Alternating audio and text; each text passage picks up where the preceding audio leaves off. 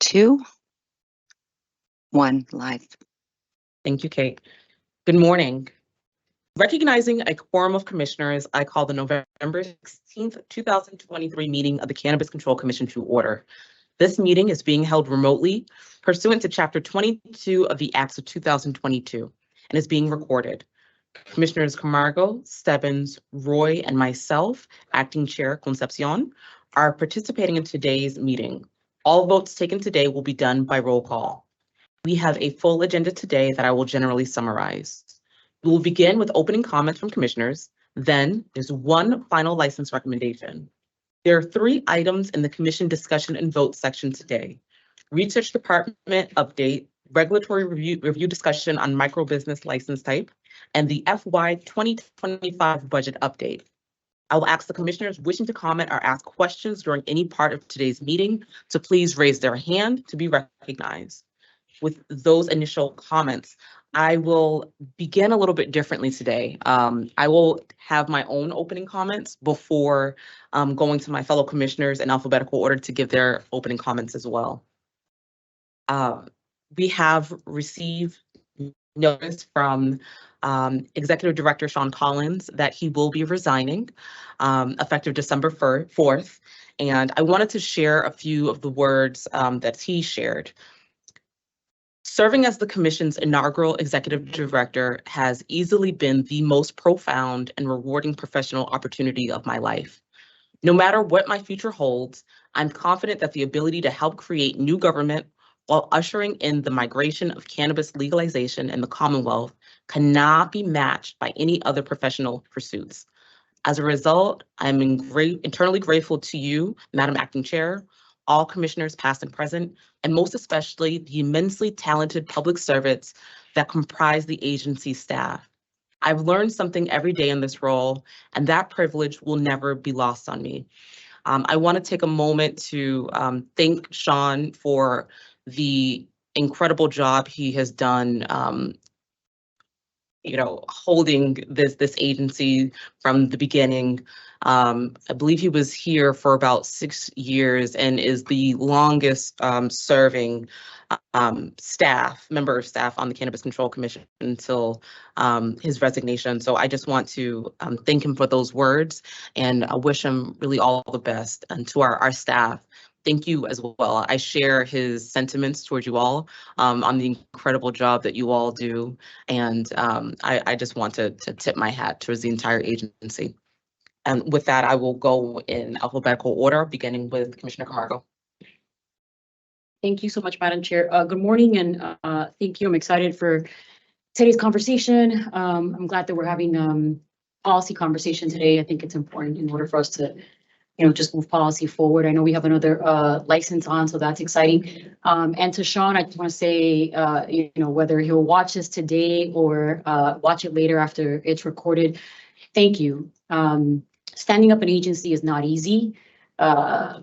Recruiting members, hiring them, training them, coaching them, mentoring, pushing back and leaning in is not an easy role. I think as a sitting commissioner, I could definitely say that this job is definitely a journey. And every time that we get a new hire, I email and say, put on your seatbelt. It's a fascinating place. I love it. I've said this before. And I remember Sean on January 4th when I got here said to me, Commissioner Camargo, would love for you to bring in your expertise on programming and equity and social justice. And I appreciate those kind words that he said to me the first day that I got here as a commissioner. I always say that there isn't a manual for this job. So we've all had to learn through thick and thin. So I appreciate Sean's service to the commission and obviously to the Commonwealth. So thank you. Commissioner Camargo. Commissioner Roy.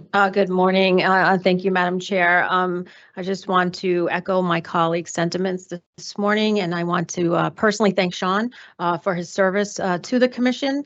On a personal note, I want to thank him for taking the time with me during the creation of the driving school curriculum. There was a lot of back and forth. We wanted to make sure we got it. It was accurate and we got it right. And And so I want to thank him for personally taking that time with me to make sure that we did that. And I know the young people of this Commonwealth are safer for it. So I want to thank him for that. I wish him well in his future endeavors. And as far as today, I'm excited to have a conversation, policy recommendation around micro business license type. And I just want to thank the staff who helped us prepare for that, and all the staff who always helps us get ready for these meetings and for their work every day. So thank you very much for my time. Commissioner Stebbins. Thank you, Chair, and thanks to our team again for helping to prepare us all for today's meeting. I also want to offer my congratulations to Sean. I've been fortunate enough to, in my previous line of work, to have been part of that, like, starting of a new agency and recognizing all the time, energy, hard work, late nights, public meetings, trying to meet the public's expectations. It takes a lot of work and commitment. And so I can begin to appreciate and have a strong appreciation for the work that he did, working alongside so many others that he brought on board to stand up this agency and give it the strong foundation that it has. Also thank him for helping to onboard me and onboard Commissioner Camargo. I think the same day we walked in together. And also just for his interesting policy insights throughout this. This is a whole different industry than I was used to being around, and have the opportunity to kind of share some of those insights was really helpful. And I also thank him for really helping to organize what has now become CANRA, which has been the collaboration of other jurisdictions that regulate cannabis, and how that organization has grown, and the fact that as Commissioner Camargo and I work on social consumption, that collaboration is allowing us to talk to jurisdictions without going through a big series of cold calling. So, that certainly is a credit to his work, but he will be missed. I know he's settling into his proud dad role, and certainly wish him all the best in the future. Thank you, Commissioner Stebbins. And I think there are two things in my mind. One is the incredible staff that we have, thanks to Sean's work in cultivating a lot of those relationships and responsibilities and the team that we have here. So I do want to, we recognize them regularly, but I just want to formally just thank them again.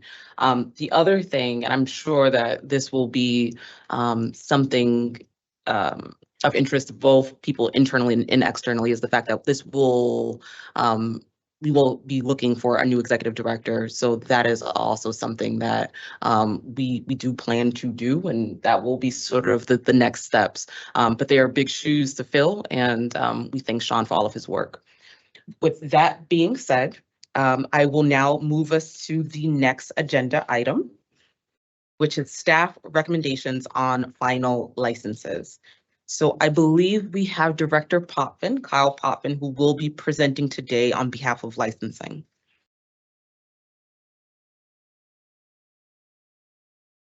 There we Good go. morning. Hello, Director Potvin. Good morning. Good morning, Madam Chair. Good morning, Commissioners. Good morning, Acting Executive Director.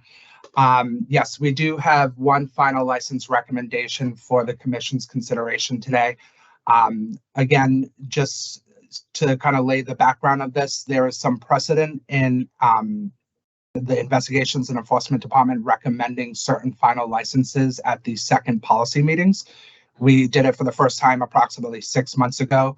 And generally, the precedent that we're following is if we have a final licensee, a provisional licensee that has met all of the conditions and is in full compliance, has been inspected by our I&E investigators, and they are majority owned by either social equity participants or economic empowerment program participants, so part of our social equity program, we want to try to get them on and recommend them for final licensure so that they can move forward in the licensing process during the second meeting. So thank you to the chair for allowing us to recommend and have this be considered.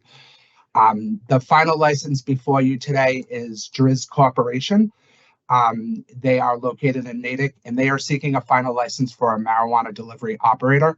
It is majority owned by social equity participants. Additional information is contained within the executive summary for the commission's review and consideration. Therefore, commission staff do recommend the issuance of a final license subject to the conditions before you. Thank you, Director Potvin. So I'll now seek a motion to approve the final license for Driz Corporation MDA 1321. Commissioner Camargo, is there a motion? So moved. Commissioner Stebbins, is there a second? Second. I'll now do a call of the roll. Commissioner Camargo, Aye. Commissioner Roy, Aye. Commissioner Stebbins. Aye. The chair votes aye. There are 4 in favor, none opposed. Congratulations to Driz Corporation. Okay, Thank you, Madam Chair. Thank you, Director Potvin. All right, next we are moving right along into commission discussion and votes. And the first item on our agenda today is the research department update, which will be presented by our Director of Research, Dr. Julie Johnson. Dr. Julie Johnson, is that the correct title? I thought it was Chief. It's Chief. Chief, right? Officer and Dr. Oh, okay. Julie, Dr. Johnson, I want to make sure we have your title correct. So you tell me. But good morning. It's good to see you. Good morning, and thank you for inviting me here today. This is the earliest I've ever spoken at a public meeting, so it's kind of taking me off guard. But good morning again, Acting Chair Concepcion and Commissioners Roy, Stebbins, and Camargo. Thank you for inviting me again to provide this departmental update today. I think the last time I did this was back in 2018, so it's been a little while, so I'm excited to be here. And also in light of very recent news, I also wanted to take this time to thank the now former Executive Director, Sean Collins. Sean, thank you for your support and dedication for research and using research to inform evidence-based policy. I wish you all the best in your next endeavors, of which I know you'll bring that same brilliance and the same dedication and policy excellence. So thank you. So for those of you who don't know me, my name is Julie Johnson, and I'm so grateful to have led the research department since its inception in 2018. So it is wonderful to be here and to provide this update to you today. As none of the work that I will be presenting today would have been done without the steadfast collaboration and dedication of our research team, both past and present, I wanted to first acknowledge and celebrate these individuals that have helped earn the Commission's external reputation as leaders in applied cannabis policy research. First, Samantha Doonan, a former research analyst and current PhD candidate at NYU, who led the assessment of social equity in the cannabis industry, published in the scientific literature. I should say the first published literature on social equity in the cannabis policy literature. Samantha Hamilton, a former research fellow and current health policy consultant, who led an assessment of the first year of positive impact plans and helped quantify their impact in line with our mission in equity. Olivia Laramie, former project coordinator and current procurement assessment at DPH, who led the responsible vendor training program for a time period, as well as our department's financial tasks. Alex, Kobe, and Graylin Humiston are 2 research analysts who led the data management and analysis for all research projects, including Massachusetts robust research, legislative reports, scientific manuscripts, and internal requests. Haley Morgan, who truly came in and reorganized our team's administrative processes and capacities. Thank you. We also consider our many external collaborators to be part of this team too, as we serve as a critical extension to our work and allow us to expand and compare across states and disciplines of study, such as the Council of State and Territorial Epidemiologist Marijuana Subcommittee, seen here in the bottom right picture. Former Commissioner McBride used to call our team small but mighty, and I think she was right back then. Our team may be small in numbers, but I'm always impressed by their far-reaching impact. So thank you to my entire team. Next slide, please. The Commission has both one-time and ongoing research mandates pursuant to Chapter 55 and Mass General Law 94G. These mandates enumerate a comprehensive list of topics to study for their realized or theorized impact by cannabis policy throughout the Commonwealth, including public health, public safety, economic and healthcare effects, to industry participation and barriers to entry, criminal justice system interactions, and school disciplinary actions, to name a few. I'm happy to report that the one-time research mandates were successfully completed back in 2021, with one report assessing the tax feasibility schemes and a second assessing feasibility of alternative tax schemes. The ongoing research mandate pursuant to 94G sections 17A and 17B are annual and now ongoing. We have completed multiple baseline reports assessing topics with great comprehensiveness and have now moved to combining multiple topics for continued monitoring in 2 standardized reports, including our own industry data in the upcoming industry report, as well as the International Cannabis Policy Health Report that was released last fall. We will continue to supplement these intramural projects, meaning done in-house at the Commission, with extramural collaborative reports, such as the upcoming healthcare study report, which again, that was, again, to give former Director Colin some props. This was actually a big part of his commission, was doing this healthcare study. We just wanted to make sure the laws were saturated enough to assess it with fidelity. Since 2018, the research department serves in both external and internal capacities.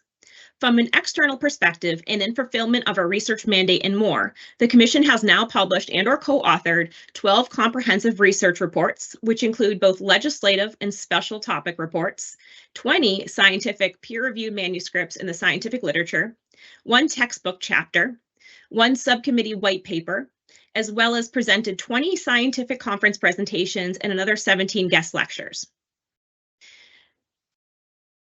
From an internal perspective, the department continues to be an objective body within the agency to provide evidence-based guidance and consulting, including literature searches and reviews as topics of interest arise, content consulting and presentations, data analysis and visualizations, and survey construction, such as the upcoming medical marijuana program survey in collaboration with constituent services.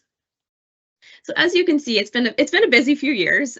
We have really put our heads down and got a lot of work done these past few years. And I believe that work and its recognition really does speak for itself. Next slide, please. So Massachusetts was the first regulatory agency to create a research department within its agency. Since 2018, the Commission's research department has organically become a thought leader in cannabis policy research, assessing research topics and metrics that help guide evidence-based policy and practices, and collaborating with researchers and various stakeholders across the Commonwealth as well as nationally and worldwide. Our external roles in leadership now include serving as the Policy Associate Editor for Cannabis, the Research Society and Marijuana Scientific Journal, serving as guest editor for the first ever special issue of Cannabis Policy Research and Clinical Therapeutics published this past summer, co-chairing CANRA's Medical Use and Research Subcommittee, serving as members of the Council of State and Territorial Epidemiologists, and specifically playing a lead role in the CSTE Marijuana Subcommittee's International Cannabis Policy Study. We serve as research collaborators and consultants to various stakeholders, including fellow legalized states, researchers, and other state agencies whose work overlaps our own. We were actually on a call yesterday speaking to Washington State Liquor Cannabis Board, as they too are creating an internal research department for their cannabis research in Washington. So this is just a glimpse into some of the exciting activities that we do that highlight how Massachusetts has really led the way in applied cannabis research, work that we will hopefully continue and hope to help ensure sound policy, including medical protections for patients, economic protections for equity applicants, public health and safety monitoring and assessments to ensure a safe marketplace, to name a few. Next slide, please. So this all brings me to the question of, so where is the research department headed? This is where we've been, now where are we going? To build on the foundation of the research department and the Commission's original vision, last November, the Executive Director approved the research department's proposal to create the first of its kind research center within state government, to be named the Center for Cannabis Research and Policy, or the CCRP. The CCRP's vision is to build a world-renowned center of excellence and leading source of expertise and collaboration for cannabis policy research and regulation data analytics. The CCRP would serve as a resource for research and data on cannabis policy and regulation for many different audiences, including the Cannabis Control Commission, the public, the policymakers, regulators, and researchers within and outside the Commonwealth. Once the CCRP is fully established, it will replace the current research department as we know it now. The CCRP would conduct, fund, and disseminate applied research on cannabis policy and regulation to inform evidence-based policy decisions and promote a safe, equitable, regulated cannabis industry. This would occur through convening public and private researchers, policymakers, and practitioners to assess and address questions in legalization. So the Commission leads the country in the world in the industry data that we collect as a regulatory agency, as well as our regulations, internal processes, and compliance, from our open data system platform to mandated industry worker trainings to public health and safety compliance. These provisions in this data are integral to understand the new and still under-researched effects of cannabis policy to ensure that it is safe, equitable, and sustainable here in Massachusetts and beyond. So we, as an agency, created this opportunity for research to actually use real-world data versus over-reliance on subjective data such as survey research or clinical trials using non-state regulated products. And I see it as my role in my capacity to figure out how to use and maximize these resources, which the agency has been proactive in creating, to the best of our capabilities. So what we don't currently have as a research department right now, and what we're working towards, is to build the infrastructure to assess these metrics, to better understand the science as it's in motion, so we can better guide policy moving forward. So an important aspect of the CCRP is external collaboration and expanding capacity in the form of personnel and funding. Just earlier this week, Dr. Rosalie Bakula, Chair in Health Policy, Economics, and Law at USC, and a world-renowned drug policy economist, as well as consultant to our federal government agencies, as well as those across the world in regards to cannabis policy, visited the Commission. During her visit, she met with commissioners and staff. She presented her own research and met collaboratively with the research department, IT, constituent services, enforcement, investigations, licensing, testing. She discussed our data and our medical program and regulations. And she walked out, I think, very impressed by our teams, our data, and the possibilities that we've created here, which is such a wonderful and validating thing to hear from somebody that is so well known and such a leading international expert in this space. And so that really is kudos to the commissioners, the commission staff, and all of these teams. These external networking and collaborations are critical for our capacity in the future of the department and the CCRP to ensure we are partnering with other leaders in cannabis research and policy that create opportunities for growth, such as securing external grant funding, which we've already started to work towards in more recent years by applying for National Institutes of Health grants with external colleagues listed here. So that brings me to the very end of this very high-level overview of the research department, where we've been, where we're going. And I just wanted to say, again, thank you, Eva Concepcion, all the commissioners, the commission staff. I have been so happy working here and amazed by the staff, the dedication of the staff, and just the strength of our expertise, and working to form more, more sturdy collaborations as we mature. I'm just very grateful for everything, and I see the progress that we've made and the opportunities that that will come. So thank you again for this time today. Thank you, Dr. Johnson. Thank you for your presentation. Your work here in the research department is really one of those things that sets Massachusetts apart. So I think it's really helpful for everyone to really understand just the amount of work and involvement that goes into this. So thank you. I'll ask if any of my fellow commissioners have any comments or questions at this time. Commissioner Stebbins. Sure. Thank you, Doctor. And I personally want to thank you for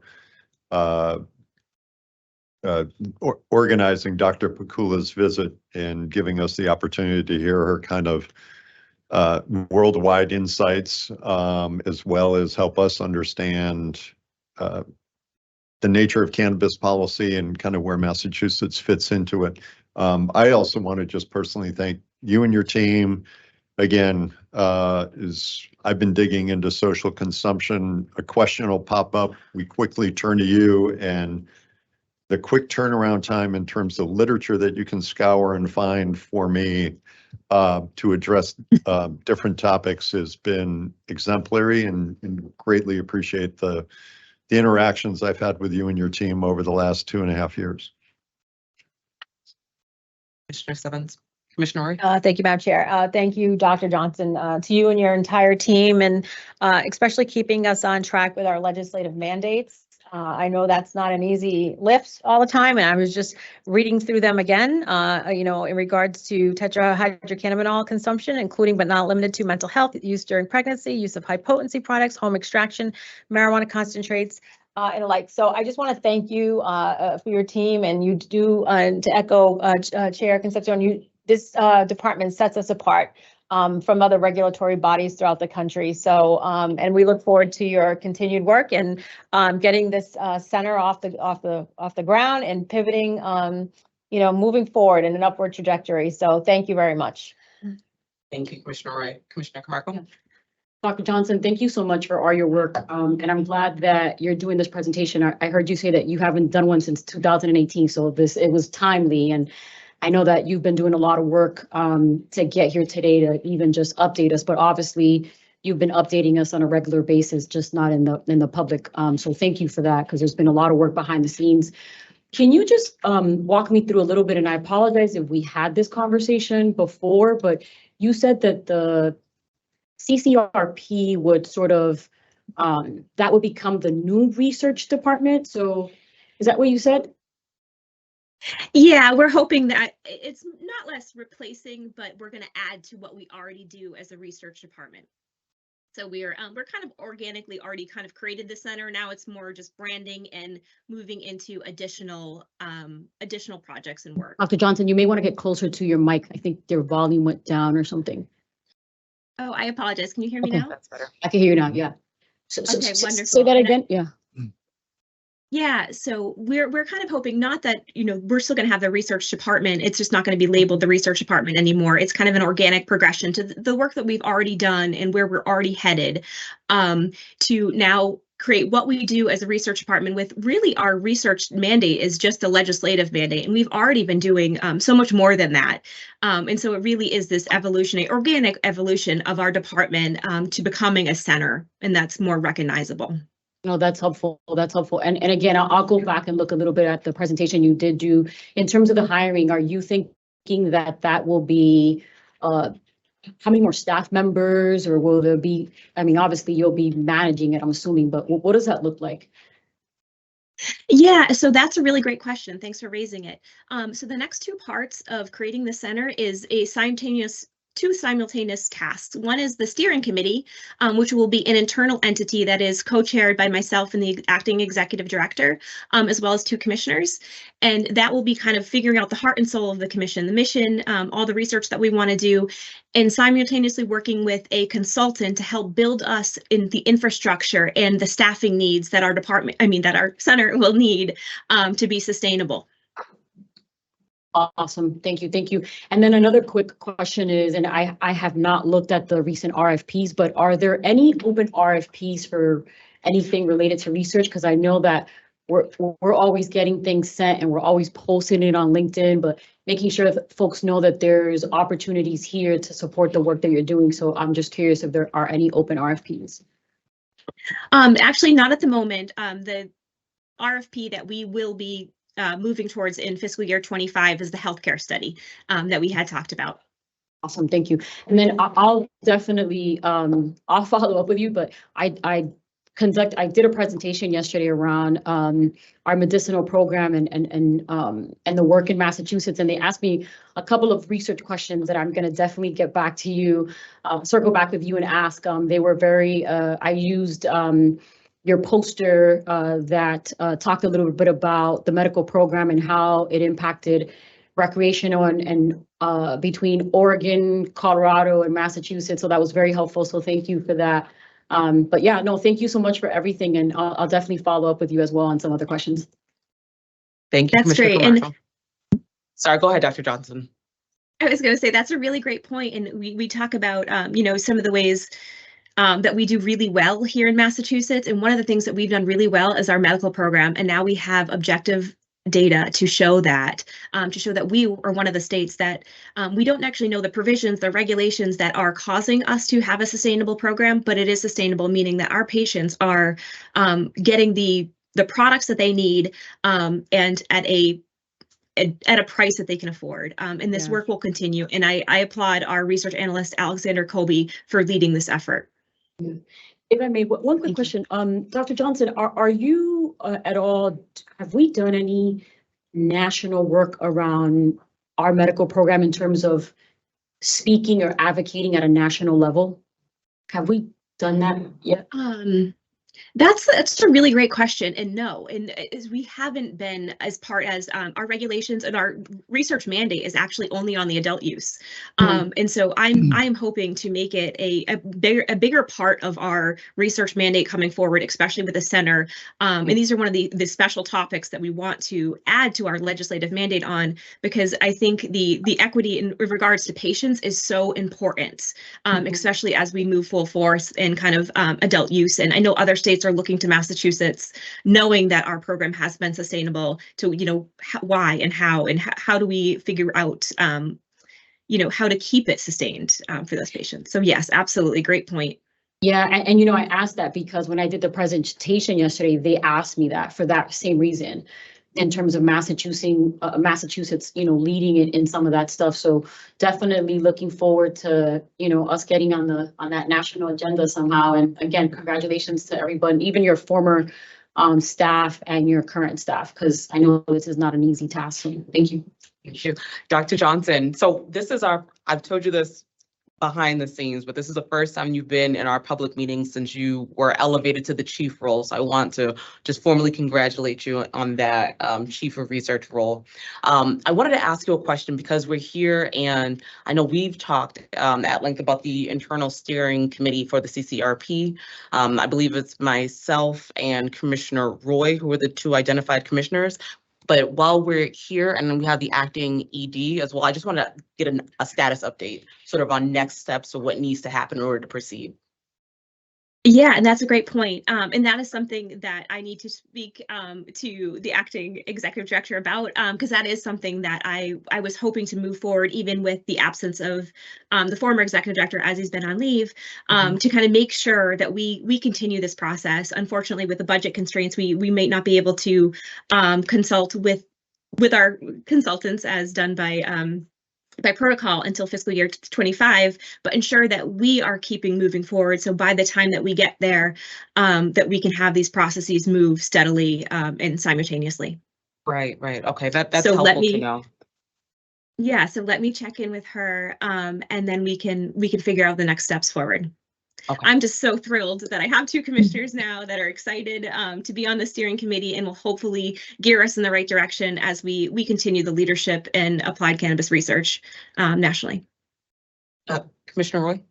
Thank you, Madam Chair. And thank you, Dr. Johnson, for this update. It's extremely exciting. And, just as we move forward and being part of that steering committee, I'm just wondering if the internal vision can somehow work with the external stakeholders. And what I mean by that, and I've advocated, I'm the liaison on the research subcommittee. I've advocated vociferously around research and medical efficacy research as well. And, we all know Massachusetts has some of the best hospitals in the world, some of the best universities in the world, in life sciences infrastructure. And how do we take our infrastructure here at the commission and bridge that to all of these, different agencies to move the ball forward on research? That we need to know, the medicinal benefits of this plant as well as the harms. And and I know the federal illegality has been a real obstacle with bridging these external stakeholders, but other states have somehow figured out a way to make the secret sauce work and get going on this. So I look forward to being part of the steering committee. And how do we bridge these external? I mean, Massachusetts could be a global leader on medical efficacy research. And how do we do that? So I'm so grateful for your leadership. And I just have one question. what textbook did your team write a chapter for? So looking at, I can give it to you. I forget the actual, it's in my office. All But I right, forget no the worries. actual I name of just it. thought that was It's awesome. Looking at, it's protecting youth when medical marijuana policies are established. And this was back, I think that was published in 2018. I'd love to That's read why it's that not fresh in chapter, my head. actually. If you can send it my way, I'd love to read that chapter. Thank you so much. Absolutely, absolutely. Sure. Commissioner Marco? Yeah. Just in the spirit of us all being here in public and transparency, I'm just curious, how were the commissioners selected to be part of the internal steering committee? Because this is the first that I hear of it. So I'm just curious and interested, just so that we know how the process is, and when it does happen, how long are commissioners assigned to the steering committee, and then how does that work? So I'm just curious.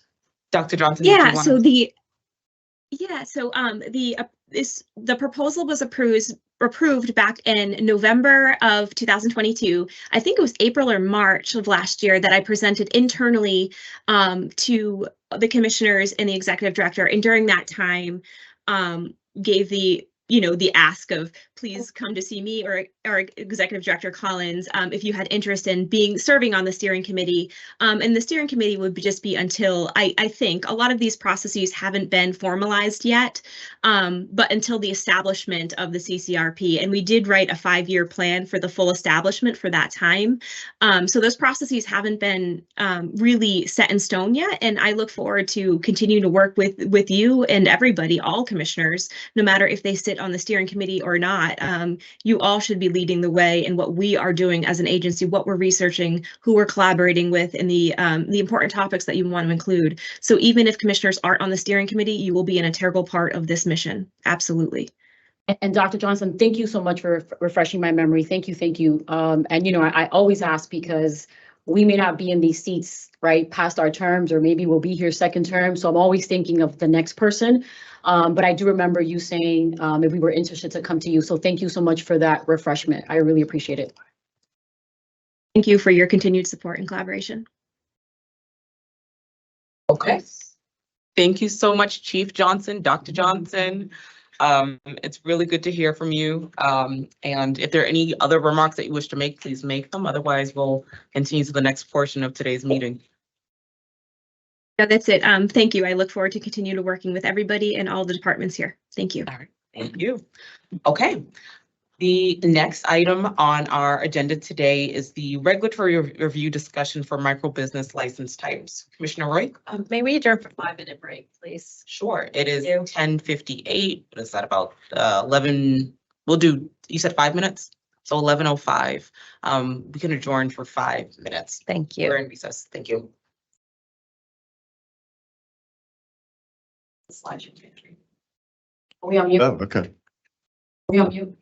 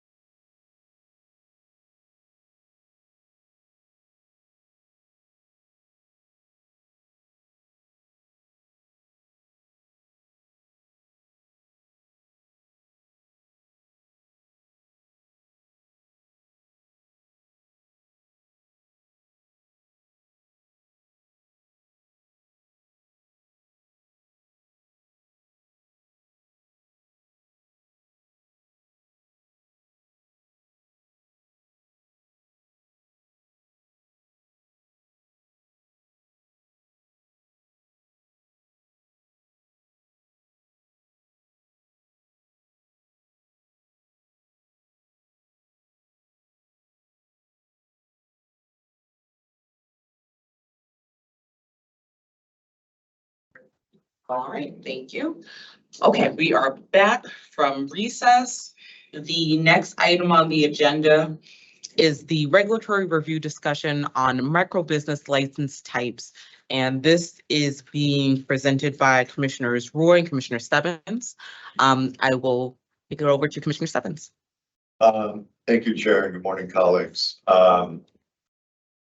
First of all, I know we have discussed this topic of the status of micro business license type before, but we've had the opportunity of working. I've had the opportunity of working alongside Commissioner Roy and our incredible licensing team to pull together some additional information for your consideration today. I apologize, the presentation was not made available to all of you before this morning, but I felt the presentation, obviously coming from two commissioners and a final slide, which effectively laid out a position and proposed vote, would have bumped us up against the open meeting law. So feel free as we go through this to ask any questions.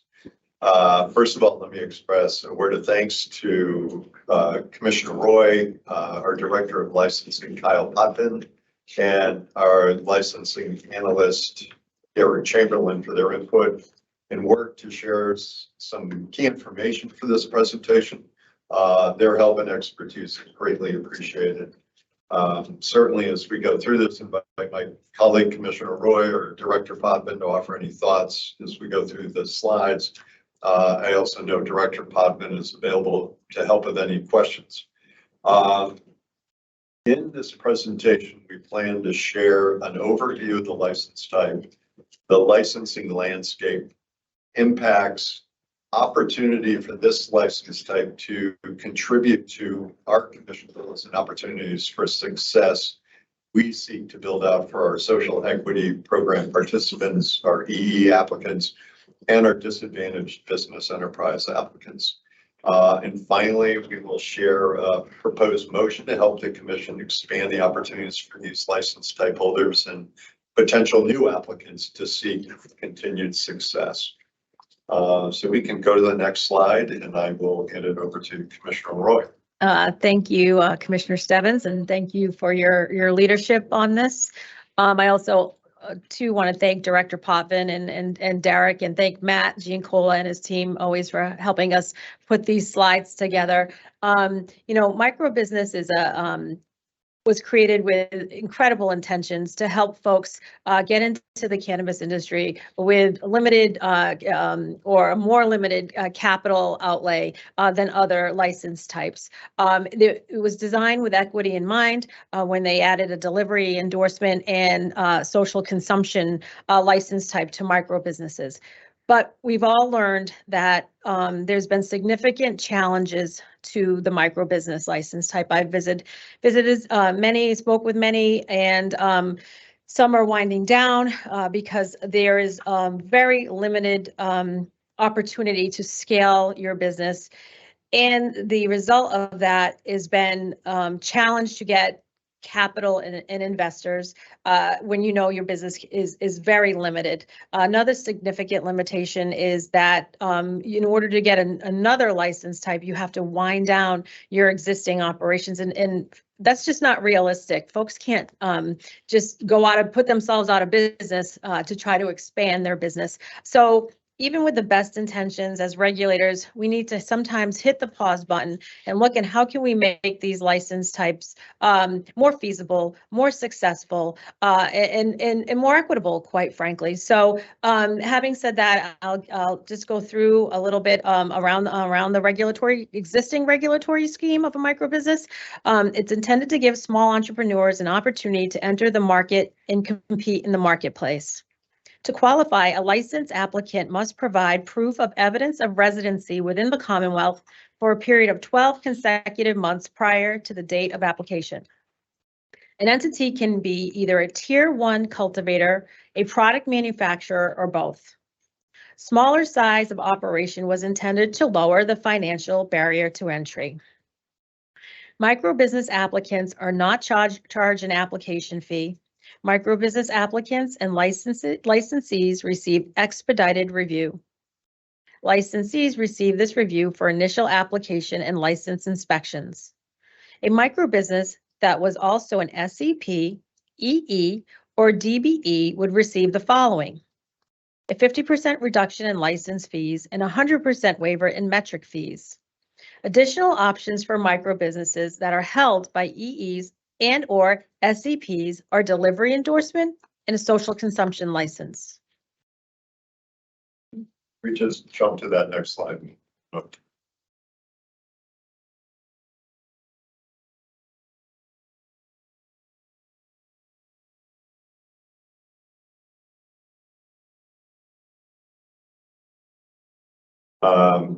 move on to the next slide. So what you see here is what I would call a historical overview of the micro business license type landscape by year. On our next slide, we'll get to the current landscape. But if you look at this chart, simply help you understand the numbers. If you look at that final number of commenced operations, that's 11. So that means they were also part of the tally of final licenses, and they were once part of the provisional license tally. So this is accumulated numbers of everybody that has gone through seeking a micro business application and has gone through each of these steps. So as you can see, I think there's an interesting number to look at, which is in 2023. There's been limited activity in terms of a new application being deemed complete, a new application getting provisional approval, and a new provisional license. I think that speaks to what we're seeing, which is this tension, this, I don't want to call it uneasiness about the micro business license type, but obviously running up against some of those capital challenges that there may be less interest in this license type without removing some of the barriers. We can jump to the next slide. So this slide represents the current landscape of all those who have expressed interest and begun the application process. The first chart shows all micro business license applications, 0 denied. That 1 withdrawn represents an applicant that never reached the public meeting phase. So you see on the chart on the left, the 11 commenced operations currently operating. There are 2 that are still in the final license phase. There are 17 that are still in the provisional license phase, 4 that have been provisionally approved, and 7 that are still pending, and 7 that are incomplete. I also thought it was interesting to kind of break out some of the SEP/EEA numbers and DBE numbers as well in those steps. Right now, we do not have any EE applicants for a micro business license type. And you'll see in another slide, there's a little bit, there are some folks that qualify both as an SEP licensee as well as a DBE licensee. The second chart is a little bit more of a breakdown. It shows all that have submitted a micro business license that have not commenced operations. So 23 is the total of provisionally approved, received, and a provisionally approved and received a provisional license or final license. 3 have later withdrawn their application, and 10 allowed their essentially their license application to expire at time of renewal.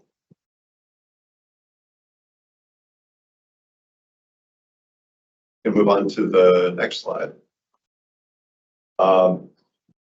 One of the key impacts of the micro business license type that we can discuss here is the number of jobs maintained by the licensees.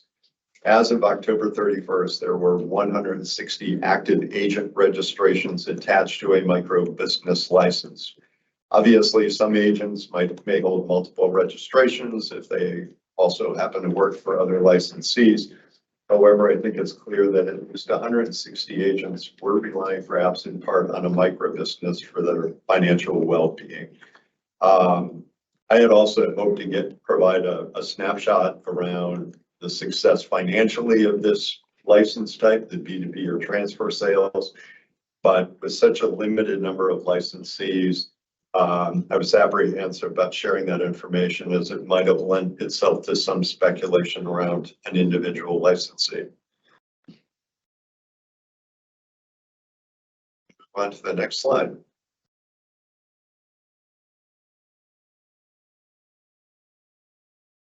As we all know, this commission has remained focused on social equity and participation in the industry by qualified disadvantaged business enterprises. We also hope that an economic empowerment participant could pursue one of these microbusiness licenses. We should be focusing on the opportunities that lie ahead.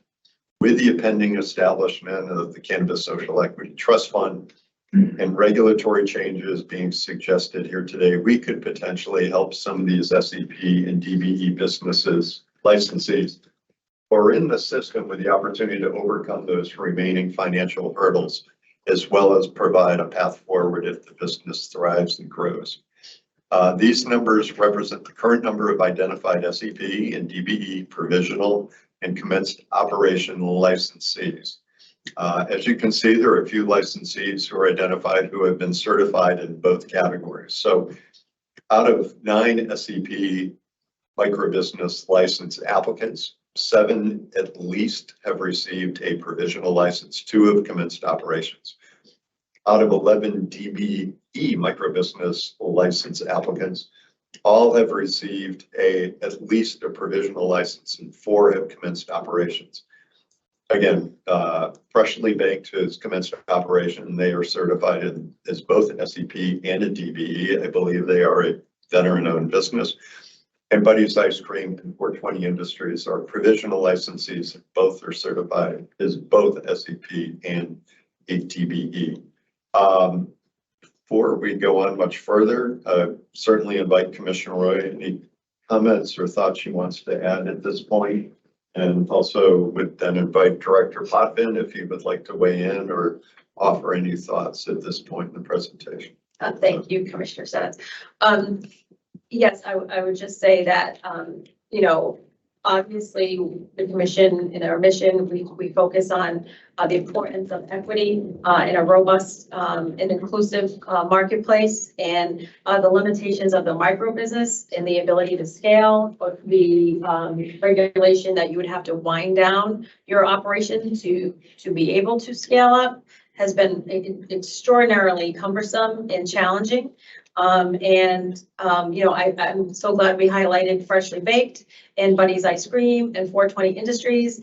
And in visiting and speaking with micro businesses, I know how important this conversation that we're having it is to them to be able to thrive. If you make this more lucrative, that can open doors for more equity applicants as well. And and I want to acknowledge we have a micro business owner here today, Kim Gibson from Gibby's Garden. She's here and she's been extraordinarily helpful sharing with us the challenges that micro businesses face, not being able to get another license type, not being able to scale past a tier 1, having to destroy or wind down your operations. So it's so limiting. So I want to thank Kim. She's been wonderful sharing the challenges that her and her fellow micro business licensees have faced. So thank you. Director Potvin, I don't know if you want to offer any thoughts at this point in the presentation. Thank you. Not at this point, Commissioner Stebbins. Move on to the next slide. So this brings us to the policy consideration for changing the regulations with respect to this license type. Our support for these changes is outlined in the memo that was included in your packet and I believe presented at previous meetings. Will allow Massachusetts resident-owned micro businesses to expand and grow along with their success. As it's been stated, the current license limitation and need to surrender their micro business license before seeking another license effectively cuts off needed cash flow for the licensee to expand. We're mindful that the licensing process can take an extended period of time and remains very capital intensive. I did have the opportunity to go back and look through some of the meeting minutes from 2017 when our predecessors on the commission discussed this license type. And this was a critical subject of discussion, and it aligns with the thought of allowing market entry. But the question came up, how do we let these licensees grow and expand when they begin to realize success in the industry?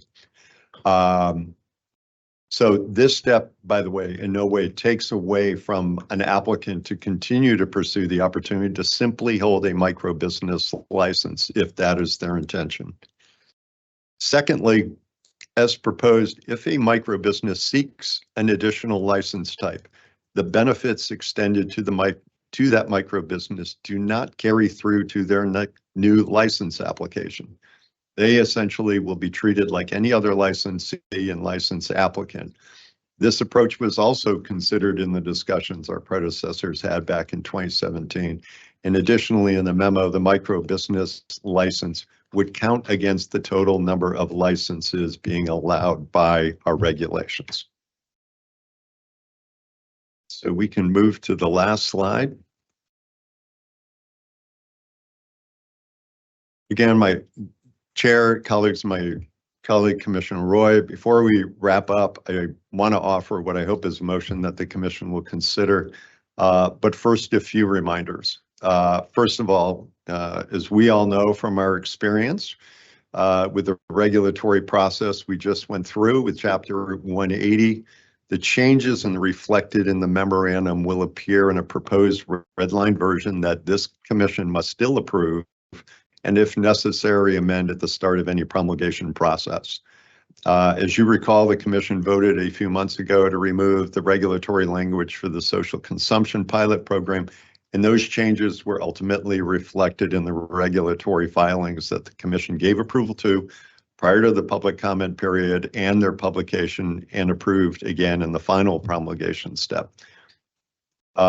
Secondly, just a reminder, this is a firm reminder for the industry that an affirmative vote here today does not change the current regulations, and licensees and applicants must continue to abide by the existing regulations until final promulgation takes place. So thank you for your consideration today. Happy to answer any questions. And again, Chair, at the appropriate time, I'll be happy to state the motion that's included on this last slide.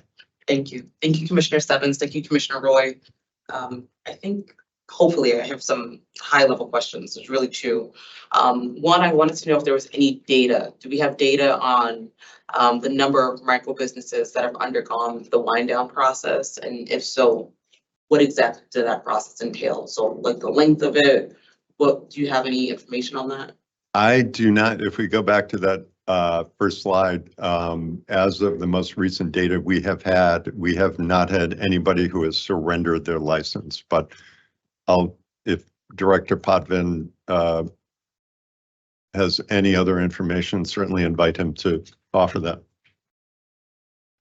Commissioner Roy? Yeah, but I have anecdotal information that a micro business, because of their and I've met with this micro business many times, because of their inability to scale and attract investors, they are in the process of winding down now. Whether they've officially notified the commission, that I'm unaware, but so now they're winding down, not to scale up, winding down to go out of business because they couldn't attract investors. So when I say winding down, they're from what I've been told, will cease to operate eventually because of these limitations. What is maybe this is a Director Potvin question. What is the requirements for the wind down?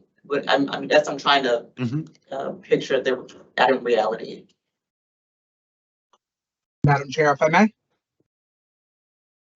First, I guess I'll give my best recollection as of right now to Commissioner Stebbins' original question is, as of right now, I don't have the understanding that anybody has no micro business licensee has officially surrendered their license yet. However, I think to Commissioner Stebbins and Commissioner Roy's point, I definitely have had conversations with micro business licensees that have significantly and had concerns about the need to have to wind down. Where they are in that process, I don't know, but they haven't surrendered their license yet, to the best of my knowledge. As far as winding down a business, from a compliance standpoint, if a licensee were to say, hey, I want an operational licensee says, I want to surrender my license. The things that the commission's investigations and enforcement department, through our investigators, what we will look for is primarily is, has your product, the product that you have on hand in your inventory through our seed to sale system, have you diminished that inventory? Are you down to zero?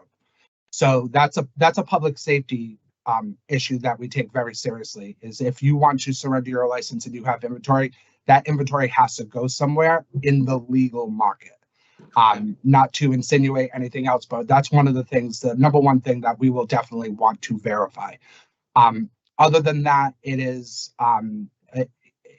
there's a lot of other things that I think our director of investigations can go into because her team primarily deals with that.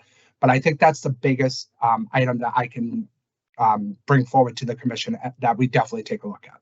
Okay, thank you, Director Potvin. Commissioner Roy? Thank you. And Director Potvin, just to expound upon that and to highlight the differences. So if someone is say a tier 1, or let's say a tier 2 cultivator, and they want to go to a tier 3, and they have demonstrated that they have sold their product and they can move up to a tier 3, they don't have to bring their product to zero in order for a regular cultivator, just not a micro business, a regular cultivator to go to scale up. They don't have to go to zero in their products. A micro business, in order to say when they want to become a tier 2, they have to bring their products, their plants, their products to zero, correct? That is correct. And let me maybe just provide a little bit more clarification around that. Because of the regulatory requirements around a micro business limited to a tier 1, they cannot apply and get approved for a second cultivation license at a different tier. In that situation, what you were saying, Commissioner Roy, is that they would have to wind down and go down to zero and essentially surrender that license before they could become a tier 2. In the situation where we have a tier 2 cultivation licensee who wants to go up to a tier 3 or even a higher tier, there are regulatory requirements that they would have to demonstrate sales over the last 6 months. I believe it's 85% of the product that they produce has been sold. They would not have to go and bring their inventory down to zero in that situation. So it is a difference of regulatory requirements depending on whether you're strictly a cultivation licensee or a micro business licensee. But you're correct in that. Thank you, Director Potvin. Director Potvin, I guess my next question is to you as well. Because the information is helpful. The figures, you can sort of see some of the trends, and we know that there's been a significant reduction in the provisional applications. So I wanted to know if there was any information that we have, if there's any sort of evidence that shows that people who are prospective licensees who would otherwise pursue a micro business license are pursuing, a traditional tier 1, tier 2 license type instead. So thank you, Madam Chair. I don't have any actual information, verifiable information that would speak to that. But I think just thinking about conversations that this board has had, policy conversations this board has had, maybe conversations that are out there in the industry. And again, speaking about this anecdotally, is that there's applicants and licensees talk to each other. That's that is verifiable. And they know that if they want to start a small business like a tier 1 cultivation and have the opportunity to grow from there, right now a micro business licensee is not the right license for them because they would be held just to that license. So I would say that it's likely that businesses are choosing tier 1 cultivation licenses over micro business licensees, just so that they can plan for the future and plan that they know they have the option right now based on the current regulatory scheme that they could then go into product manufacturing. They could then go into a brick and mortar retail store. But verifiable information on why, if they are choosing one over the other for this specific reason, I don't have that. Thank you, Director Potvin. I guess I'll go over to Commissioner Burrow and Commissioner Stebbins for my next question is sort of what does this change essentially make micro businesses a tier 1 license type? So like, what is the thing that sort of sets it apart from the other license types that we have available? It's, if I can, it's a good question. Obviously, micro businesses can grow up to 5,000 square feet. That equals what a tier 1 cultivator can grow up to. So, and again, they can also be a product manufacturer. They can buy a certain amount of cannabis to use for product manufacturing. But again, it doesn't allow them the opportunity to scale up to a tier 2 cultivation or expand their product manufacturing. They also are then prohibited from opening up a retail license, pursuing a retail license at the same time. So what was interesting for me was revisiting the commission meeting minutes from 2017 and hearing this discussion. And I think we've conveyed it well. There was a lot of interest of how do we help somebody small get into the market before it gets, I don't want to say dominated by bigger players, but there was that concern back in 2017. I think the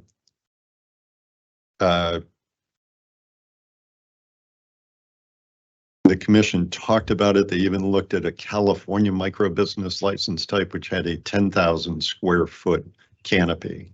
They decided to keep it at 5,000, but they were already having questions. And, you know, from the minutes, I know this was a question that Commissioner McBride, Commissioner Title, the Chair Hoffman at the time had about, okay, what happens when they achieve some level of success?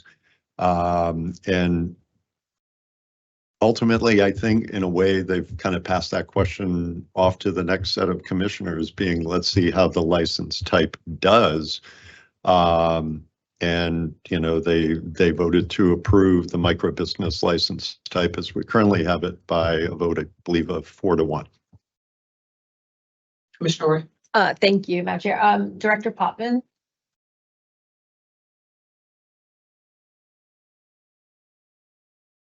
If I could just throw a hypothetical out there, let's just say we had listed Bud's Goods. He is SCP, and if he decides to pursue, they decide to pursue a social consumption license, and it's that micro business that is supplying the product for the social consumption license. And he gets that, like that micro business gets to a point where they can't keep up with the social consumption license.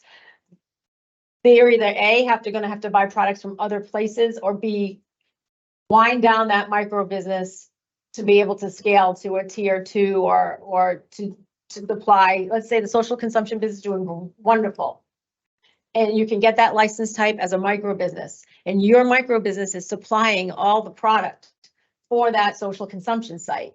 But your business is great, hopefully, and now the micro business can't keep up to supply the social consumption. Their two options are buy elsewhere, or you have to wind down to 0 and start a new application process so you can be either a tier 2 or separate standalone product manufacturing. Is that correct?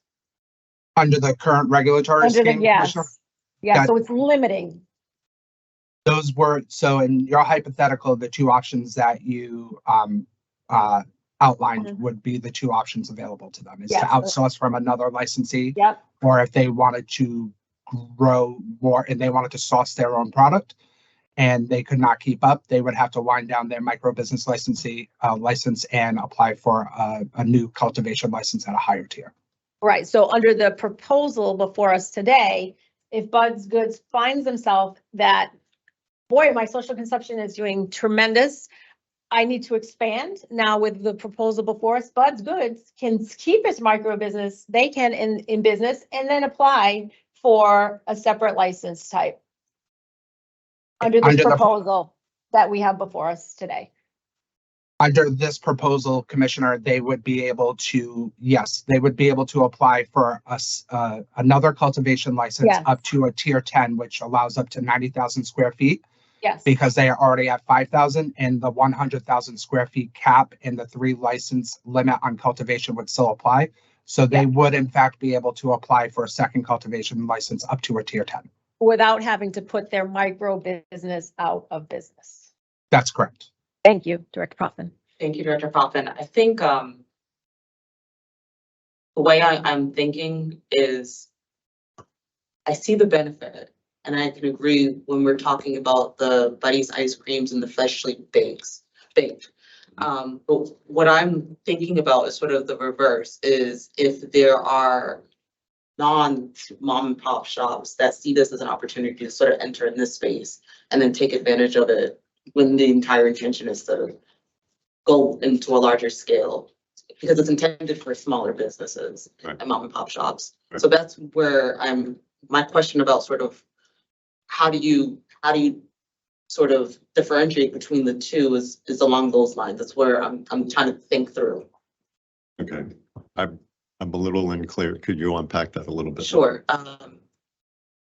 What is the difference if we are changing it to the proposed changes between a micro business license and a tier 1 license? Mhm. That's essentially what I'm saying. Is so. Go ahead. Yeah. The micro businesses are owned by mom and pops and they can't scale up. And That's a requirement that would be maintained. I'm saying with the change that you're proposing, what is the difference between a micro business license type and a tier 1 license type? so currently a micro business cannot convert to a tier 2. Right, Okay, they are limited to a tier 1. I understand. Okay, and then a Okay, with the change. existing tier 1 can demonstrate they've successfully sold 85% of their product over the last 6 months. They don't have to destroy their plants, sell their plants, and they can scale to a tier 2. Commissioner, I don't mean as is. I'm saying with the changes that you're proposing. Then the micro business, that's a separate standalone license type. It's not attached to the micro, it's separate. So they can keep their micro business in business. They can pay their bills, pay their employees, health insurance, whatever, stay in business, and then apply to be a tier 2 separately while staying in business, keeping people employed, keeping their doors open. I understand that. If I can, I think I can add to this, you know. I hope I was clear in which. Yeah, no. It is, as you've had the conversation, I appreciate your thoughts. Yeah. Again, not to revisit too much history, but micro business created to allow Massachusetts residents that 12-month requirement. And as you saw in one of those slides, some additional incentives, right? The waived fees, the expedited application, Right. which is big if you were trying to grab that first rung of the ladder, so to speak. The difference, they can both cultivate a tier 1 and a micro business can both cultivate to the same amount of canopy, right? They can both do 5,000 square feet. Right. But it really does boil down to, I've seen some success as a micro business. Now I've got to surrender it all if I want to become that tier 2 or tier 3, however much canopy they want to expand to. Mm-hmm. The tier 1 applicant comes into it, doesn't have to be somebody that can prove Massachusetts residency, right? They don't get all of the kind of incentives that are offered a micro business licensee. Right. So they come into it. Then all of a sudden, as Commissioner Roy pointed out, they see success.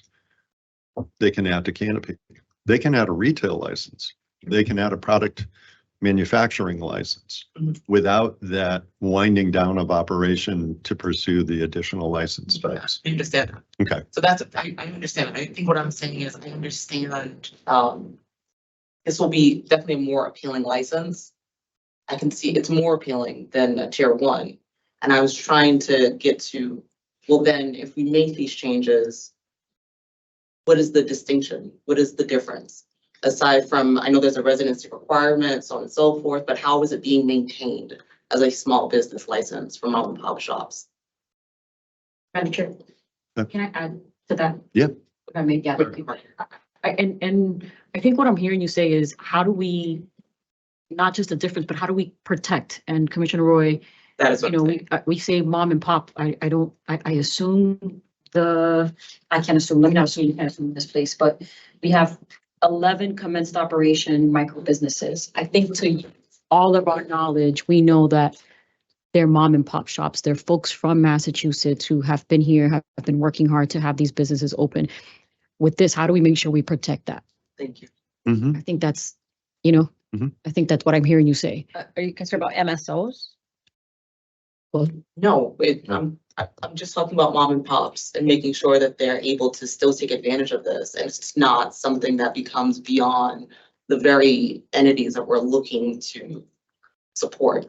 Sure. I appreciate that clarity and hopefully I can answer the question.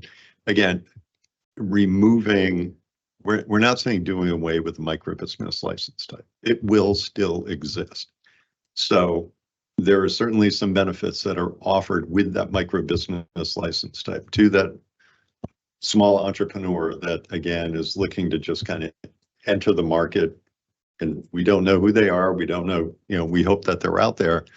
So they gain the benefit of, again, having the opportunity to establish their business, get all of that support in terms of waived fees, the expedited review. They can still stay within that license type.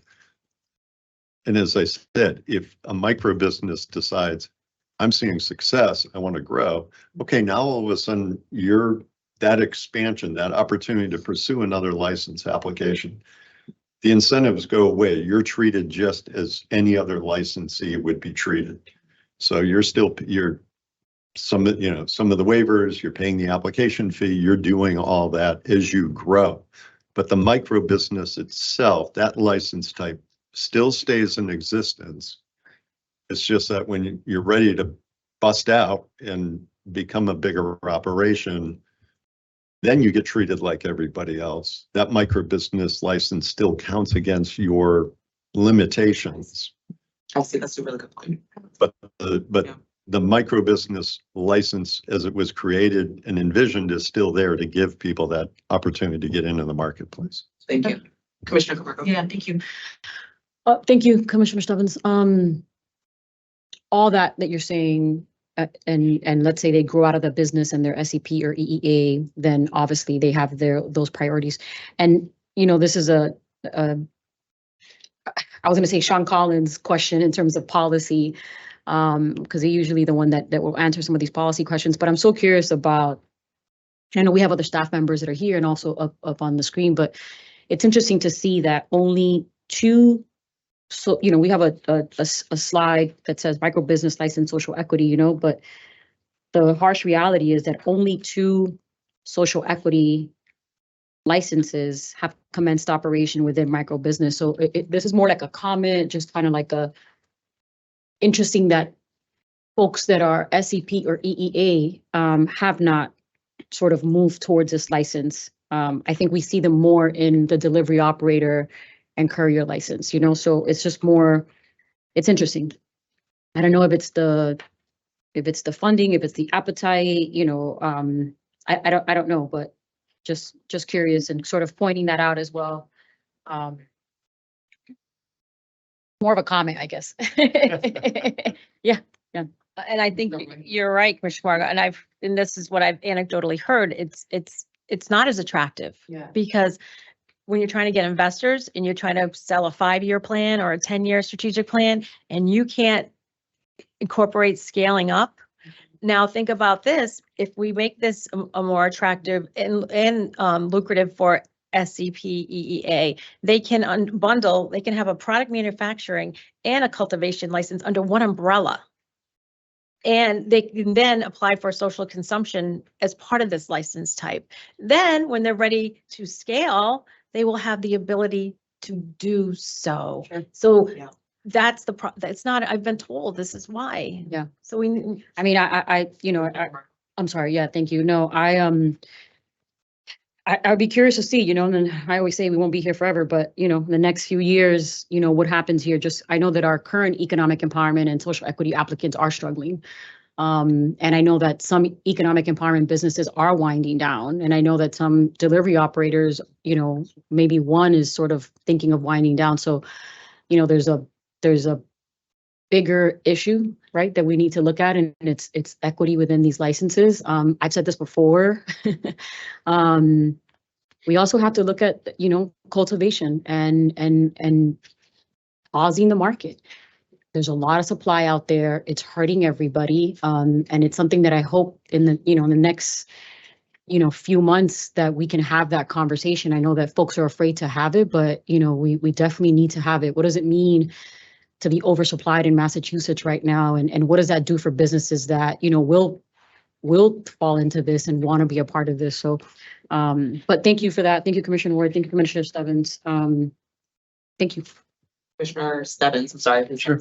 Sure. And thank you, Commissioner Camargo, for your comments. You know, I was encouraged by the numbers in that current landscape, again, with the information that our licensing team shared with us, you know, that I always look to that provisional phase, right? That I always describe the provisional phase as kind of the paperwork phase. We know there are costs that go beyond that, but that's a licensee really telling us who they are and what their plans are. You know, we have 17 that got that provisional license, 5 are SEP, 7 are DBE. Again, without inquiring of every license applicant what their plan is, I'm hoping that if we consider this change and move this change ahead, that we would see some of those numbers migrate down into final license and hopefully commence operations. But we don't know that. We also don't know, as we've heard this morning, how much of the discussion around the limitations of this micro business type might have stalled some people. Or even to your point, Chair, they might have thought, well, maybe I should go pursue a different license type. But again, I reflected on, you know, what our licensing team had been hearing and our staff had been hearing, and they did a great job pulling the memo together that has the red line language in it, as well as obviously anecdotal comments that we've heard. And at the same time, we're opening the door for the opportunity for them. They choose to walk through the door, that's fine. But I really have a hard time having that obstacle, that barrier put up. That would, people still need to run their business. They need to be successful, produce good product, everything else like that. But I think there's some opportunity here. I also think we need to just kind of remove that regulatory burden and allow people to pursue the license type or grow if they're already in the license type. Commissioner Camargo. Thank you. Just a quick question. Sorry, Commissioner Camargo. Yep. I had Commissioner Roy. Oh, my bad. Go ahead. Commissioner- Thank you, Madam Chair. No, I just wanted to thank Commissioner Camargo for mentioning around cultivation and the amount of product in the pipeline. And, you know, this is, as regulators, what we need to do. And I thank you for today. We're taking a holistic view at not only the industry, but at license types as a whole. And today, you know, that's what we're doing. We're taking a holistic view and look at micro businesses. We're going to continue that with delivery and other areas. And maybe we have to look at options with cultivation. So, you know, this is what we're here to do, is to keep this industry safe, secure, equitable. And so, you know, I appreciate today's discussion. I am optimistic and hopeful we'll be able to move forward, not only here today, but with delivery and other areas that we need to move forward with to keep this, so we are proactive and keep moving forward. So I just want to thank you for that. And you're so right. Commissioner Camargo. I have a question, but I'll ask that to you. Yeah. Well, we know that delivery is coming up next month, so I hope that we are, you know, as excited about that as we are today about micro businesses. So I definitely hope that's the case. Out of curiosity, the 11 commenced operation micro businesses, do we know what are they? Did you guys have that breakdown? I'm just out of curiosity and sort of just for the record. And if it's in here, I apologize. Is it cultivation? Is it product manufacturing? How many out of those 11? I mean, a great question. I don't have that breakdown. okay. We do know that those 11 are allowed to do both cultivation and product manufacturing. manufacturing. So I want to understand the proposed changes. With the changes that you're proposing, would a micro business, so they wouldn't surrender their micro business license while they're pursuing the next license. But once they have been able to achieve that next level, does the micro business license, is it then surrendered? Or so what is how does it work? Sure. And I know Kyle had a big role in putting the memo together. I think the answer is they don't need to surrender the micro business license. The micro business license will count against their ownership of a license limit, but they don't need to surrender it if they pursue another license. So can you expand sort of on the thinking around that? Sure. I mean, from my own thought, it's just why wind down that part of the operation? But again, it's seen more as I have the micro business license. I'm adding a license to it. I'm not restricted by adding a license to it, but I don't need to surrender my micro business license. And because there are some incentives built in, I would be hard pressed to think why somebody would surrender their micro business license if they still had the opportunity to expand. But again, understanding that after the micro business license, they're treated like any other license applicant in terms of fees they need to pay and that they don't get the expedited review and everything else. But I'd invite Director Potvin if he wants to offer any of this. I wonder, so does the benefits don't follow the additional license types, but it would continue to follow with a micro business license? Absolutely. Commissioner Roy? Yeah, thank you, Madam Chair. I was from an equity lens. The micro business is for EEA. SCP is eligible for delivery endorsement and social consumption license. So we wouldn't want them to have to surrender, because they want to scale up the EEA, SCP. They could have all these other endorsements, and license types and still then apply for a tier 2 or 3. So we wouldn't want them to have to surrender all of that. So from the equity lens, let's keep this micro business. They can keep, it goes against their cap, but let's keep it open in business. I don't know, Chair, if Director Potvin wants to weigh in. Director Potvin? Did you have any comments? I didn't see your hand if you were. Sorry. Go ahead. I was just going off of, thank you, Madam Chair. I was just speaking to what I think the rationale for the proposed language that's before you, in fact, of being able to keep the micro business license and yet being able to expand. From conversations that I've had, a lot of operators that are operating as a micro business take a significant amount of pride that that's where they started from. So keeping that business is one, it's part of their evolution within the industry. I don't see a lot of licensees surrendering that micro business license if they choose to expand, but at the same time, the license limits that apply to every entity in the Commonwealth based on these proposed regulations would also apply to them. So it would not be above any type of license limit for 3 cultivation licenses, 3 product manufacturing licenses, or 100,000 square feet, but they can stay true to their foundation, to their bones of this is where we started. And I can see a lot of businesses keeping that license type, even if they choose to expand. Thank you, Director Potvin. Commissioner. If I might, only because Director Potvin, you raised a good point about the caps. They could get to a point, we'd obviously like to see that if they grew to such an extent that that micro business license now counts against their cap, they could consider surrendering it and pursuing another cultivation license. But I echo Director Potvin's comments in terms of the micro business folks that we've talked to, like, viewed it as the opportunity to get in the market, and I think have really been proud of the hard work that they've done to make the license type success.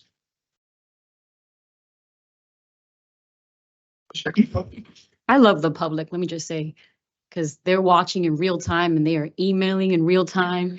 And we're always reading in real time, but someone said if you're looking at larger organizations using the micro to exploit, the majority of SC and EEs have had this happen since the beginning. This is known and has not been stopped. So, I appreciate that. And, we know that there's been a lot of predatory stuff happening in this industry. And I hope that business owners can, use the resources and make sure that that does not happen, right? So they can protect themselves. But I do appreciate the comment and the reality of it, that as much as we want to protect mom and pop shops, they also need to protect themselves in the process, right? But also making sure that as regulators, we're being mindful and careful that we're not setting new regulations in stone that are going to hurt these mom and pop shops. So sort of my comment. Thank you, Commissioner Clark.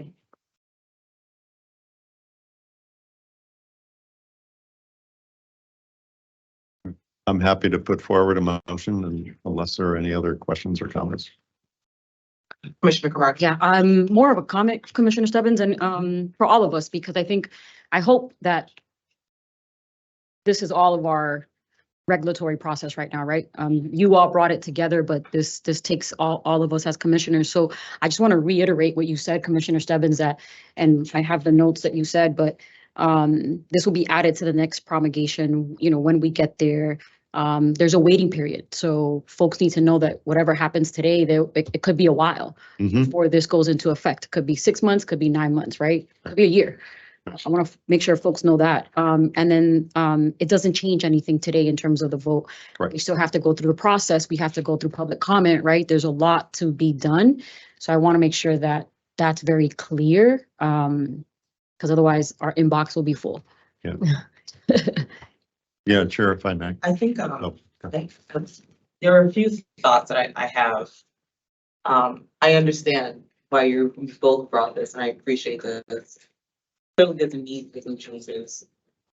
I'm still concerned about supporting and making sure that this is still a mom and pop license type for small businesses. So that's the thing that I just want to make sure we're not doing or creating something that is in fact a loophole that is not beneficial to the very people who are trying to assist and help. Yeah. So I'll say that just so you know how I'm thinking. Sure. No, and my thinking of it again is I worked through this issue. I know Commissioner Roy has had, done this research as well, as looking through those original commission meeting minutes. It's like access to the marketplace, small player. We categorize them all as mom and pops, but it's that young, middle-aged, older entrepreneur who is looking to grab a foothold in the marketplace. They've done it, hopefully with some success. But for those that are bumping up against an obstacle to continued success, that's where the rubber hits the road.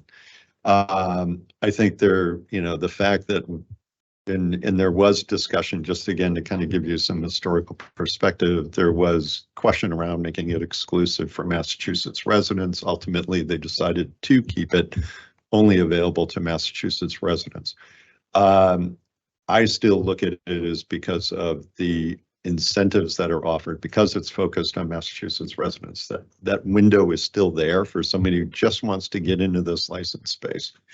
But at the same time, when they find success and want to grow, the regs as they are now said, wind down, surrender everything, cut off your cash flow to take that next step. And we've all heard how capital intensive it is, right, to get to that next step, to go through an application process, which essentially they'd have to start all over again. But I do feel it still retains that opportunity for an entrepreneur that wants to grab that first rung in the industry ladder, and all the incentives and benefits that come with pursuing it, for anyone that's a Massachusetts resident and proves that. But again, it doesn't kind of put up a wall that they really don't need if they find continued success. And again, the license type doesn't change. If I just want to be a micro business operator and I only want to do 5,000 square feet, I only want to produce my product, that's great. We still want that in the marketplace. Thank you for that explanation. And I know that the way we go through our regulatory sessions and rounds, there will be opportunities to flesh it out more, get some more public comments. And we'll get more public comment. Yeah. And if I can, just to reflect on Commissioner Camargo's point, because you can't overemphasize that enough. Our the state regulatory promulgation process is not overnight. We know that. I think all of our licensees know that. But to take the steps, and as I said, this red line version comes back to us before it goes out for public comment and part of the promulgation process. So if we need to make any amendments to it at that point, we can. It also comes back to us for final promulgation and final review before it is filed with the Secretary of State's office. So there are other bites at the apple, but I think the changes that were in that great memo put together by staff, I think is a good starting point. It shows that red line language, that kind of regulatory redlining is already done. But understanding we have a couple more bites at the apple. And secondly, not to put too fine a point on it, and Commissioner Camargo laid it out well, which is whatever vote we have here today doesn't change how you need to currently operate under the existing regulations.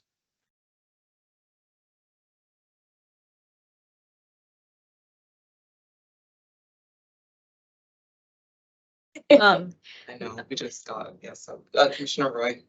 I'll read it into the record. Yeah. We just received an email. It was, hello, Commissioner Margot. There is no financial disqualification for wealthy mom and pops opening a micro business. Mom and pop doesn't mean poor. Correct. It means local in the regs. You guys are framing this as only for people who don't have money because it still takes hundreds of thousands of dollars to build anything. Please try to add this to the discussion. Todd Don, CEO, Canaleve Genetics. No, thank you. Yeah, no, I was gonna say, thank you, Commissioner Roy, for saying that. Obviously, we all called it mom and pops. But so thank you for reading that and thank you for the comment and thank you for the public engaging in real time, right? Like, it's a good reminder and it's a good conversation, but yeah, no, absolutely. This is not about folks not having being poor, right? Absolutely not. Absolutely not. So I thank you, Todd, for sending us that reminder. So thank you. It costs a lot to be in this business, period. Yes. And people are bleeding every day. You know, Commissioner Roy, thank you for reading that into the record. It's in a way that's aligned with some of my earlier comments and questions, because there are advantages to receiving a micro business license. We know about the expedited review, the waivers, so on and so forth. So in comparison to pursuing a tier 1, if you're comparing the two, I would see a micro business as being a more appealing license type, and that was where I was thinking in terms of sort of my questions. This just brought it back to the front of my head. But I guess I'll turn it over to you guys if you have any comments or responses to the email that was just read. Give me a minute. I'll open up my email. No, I just want to, as Commissioner Camargo alluded to, we get emails real time. Yeah. And what the decision we make here today, although it won't solve anything tomorrow, as we explained, it does impact a lot of folks' livelihoods, and ability to grow their business. And that's an enormous responsibility that we have. And that just, crystallized it more to me that what we do, impacts someone's ability to not have to shut their business down and surrender, but to be able to maintain that and still scale and grow and be vibrant. So it really, that hit home for me as well.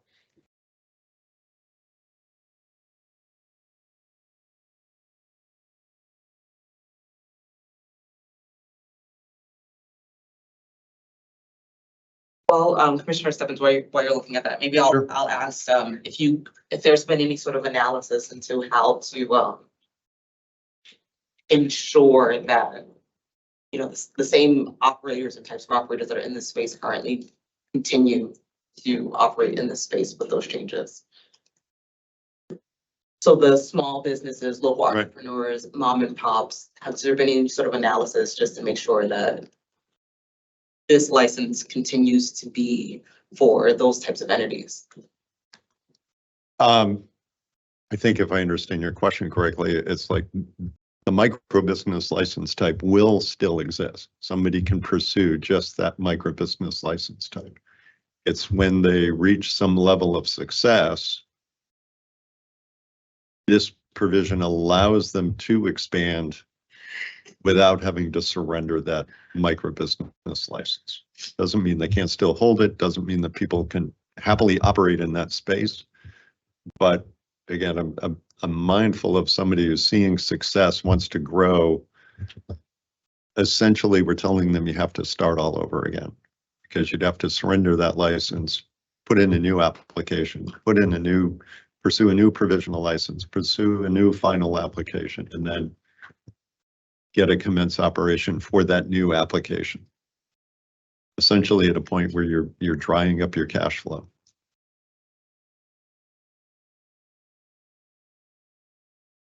Commissioner Camargo?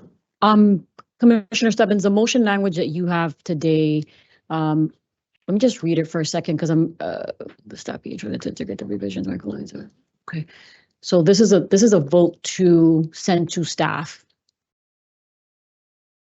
for revisions.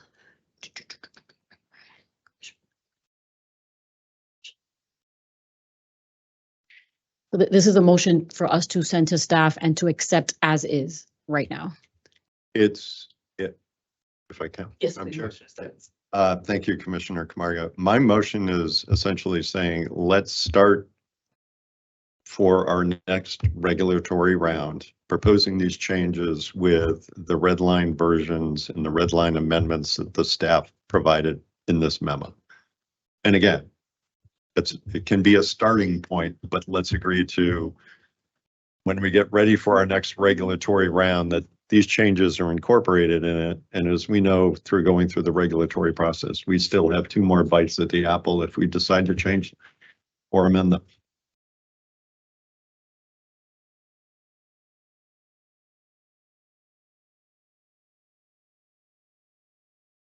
Commissioner Roy? I guess it'd be analogous to the social consumption pilot program. Yeah, totally. Not quite. Social consumption is not operating. It's not a current license type. Micro businesses are active. It's an active license. I hear how why we're aligning that, but Like the motion, the direction. but what I'm saying is sorry, I'm trying to rephrase this in a way. It was when we amended the language for social consumption,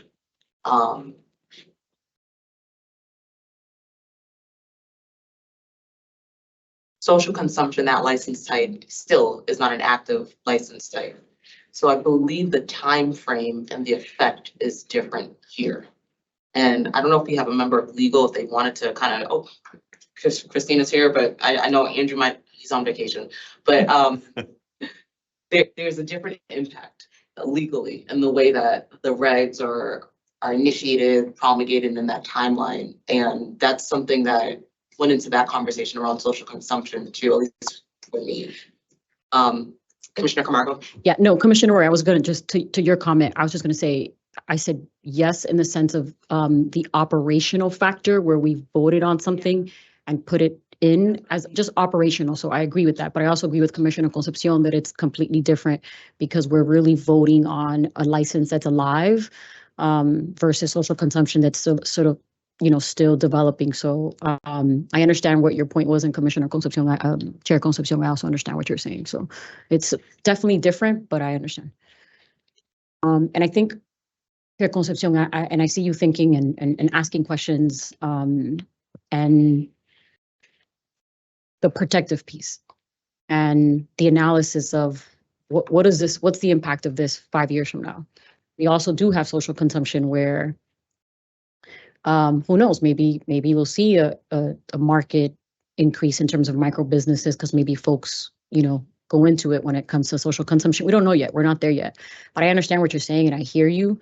I hear I see Kyle and I think about Rebecca and it's like, oh, this is a policy decision. In terms of, what will happen in the next 5 years. We don't know. We don't have that analysis. And I think what you're asking and what you're thinking, we always have to think about this. How are we protecting the market? Because there's already so much that has been done, unfortunately, that hasn't protected a lot of licensees, which is why folks are, bleeding and folks are shutting down and not seeing the numbers they thought they would see. So I hear you and I understand. I hear you. And I also understand why we're having this conversation today. So, and Kyle has his hand up. Director Potvin. Thank you, Madam Chair. And thank you for this lively conversation. And I think, Chair, I want to try to reiterate and put into my own words what I think your concern is, or the concern of the commission is that it's kind of the 180 situation of if you're already operating in that space and in this space, and now you want to try to take advantage of what is supposed to be intended as a license type that has a low barrier to entry, whether it be financial, whether it be for many other reasons, whether it be because of residency, and how to preserve that for what it was truly intended to be, which is for Massachusetts residents starting from scratch. Yes. All right. And I want to echo what Commissioner Stebbins has been reiterating, is that this is a first step. It's not going to go into place. It's not going to be policy as of today. It still needs to go through a regulatory round with public comments. But one aspect of this that I think I can provide for your consideration is a regulatory requirement, and maybe not for today, but just to discuss it to maybe alleviate the concern that you have, that I think you have, is that we do have other restrictions out there in the regulations right now, but maybe a proposed addition for the micro business licensee, if these changes were to be adopted as is in the memo, is an additional regulatory requirement that no person or entity having direct or indirect control over a cultivation or product manufacturing license can then apply also for a micro business license. Right. So it's not that they can go back and get the benefits of what truly intended for those small businesses starting from scratch, but still allows, say, a retail operator who doesn't have a cultivation or a manufacturing license to still apply for a micro business license, because as we've heard, it's very capital intensive to start a cultivation license. So there could be additional regulatory requirements and restrictions and a safety net, essentially, to preserve the intent of what it was truly meant to be and what your concern is. So I don't think that's something that you necessarily need to vote on today, because that is something that could be added later. But I think that might address your concern. Director Potvin, I've told you times, I appreciate you. I appreciate your mind. Thank you. Thank you. And it does give me a level of calm knowing that those sort of conversations can continue to make sure that the intention remains. Commissioner Camargo. Yeah, no, thank you. I think, yes. And I was going to ask before Kyle popped up on the screen, was if something like that was to occur, because I was even thinking, people may not like this, but I'll just say it out loud, is sort of like, the 12-month residency, right? Maybe we increase it, maybe not, but that was just, what are other things that we can put in place? I know folks that have come here, got a license, got a fake address, and they lived here for a year and they're really not living here. So, I thought about those things, but we're not stuck in, we're not stuck yet in terms of there's other options still that we can look at and put in place in terms of the scope of this piece here. So thank you, Kyle, for making that analogy. Thank you, Commissioner Camargo. And I think to Commissioner Stebbins and Commissioner Roy, it's clear you've identified a real issue that needs to be corrected. I don't think that there's, any sort of disagreement with that. So I appreciate the work that you both have put into this, bringing it to the conversation today. So with that, I guess Commissioner Stebbins, I'll give you the floor. Sure. Madam Chair, I would move that staff be instructed to integrate the revisions to the microbusiness license type regulations as outlined in the memorandum dated 5/12/2023 and included in the 11/16/2023 Commissioner Board Book. Include those proposed changes with the Commission's next regulatory submission. Thank you, Commissioner Stebbins. Is there a second? So moved. Oh, wait, oh. Commissioner Stebbins, that was the motion. Yes, I thought So you he were moved, so this has been moved by Commissioner Stebbins, Commissioner Roy, is there a second? Second. Okay, now we'll call the roll. Commissioner Kamar, Aye. Commissioner Roy, Aye. Commissioner Stebbins. Aye. The chair votes aye. There are 4 in favor, none opposed. The motion passes. Thank you both. Thank you. I know. It's a good break. There's one more agenda item, but I think we can, maybe take a 30-minute lunch. Is 30 minutes okay for everyone? Definitely, yeah. Okay, so we'll come back at, what's that, 12:50. I won't even put a motion on. Well, 30 minutes, 12:50, we're in recess until then. Thank you. I start getting like headaches.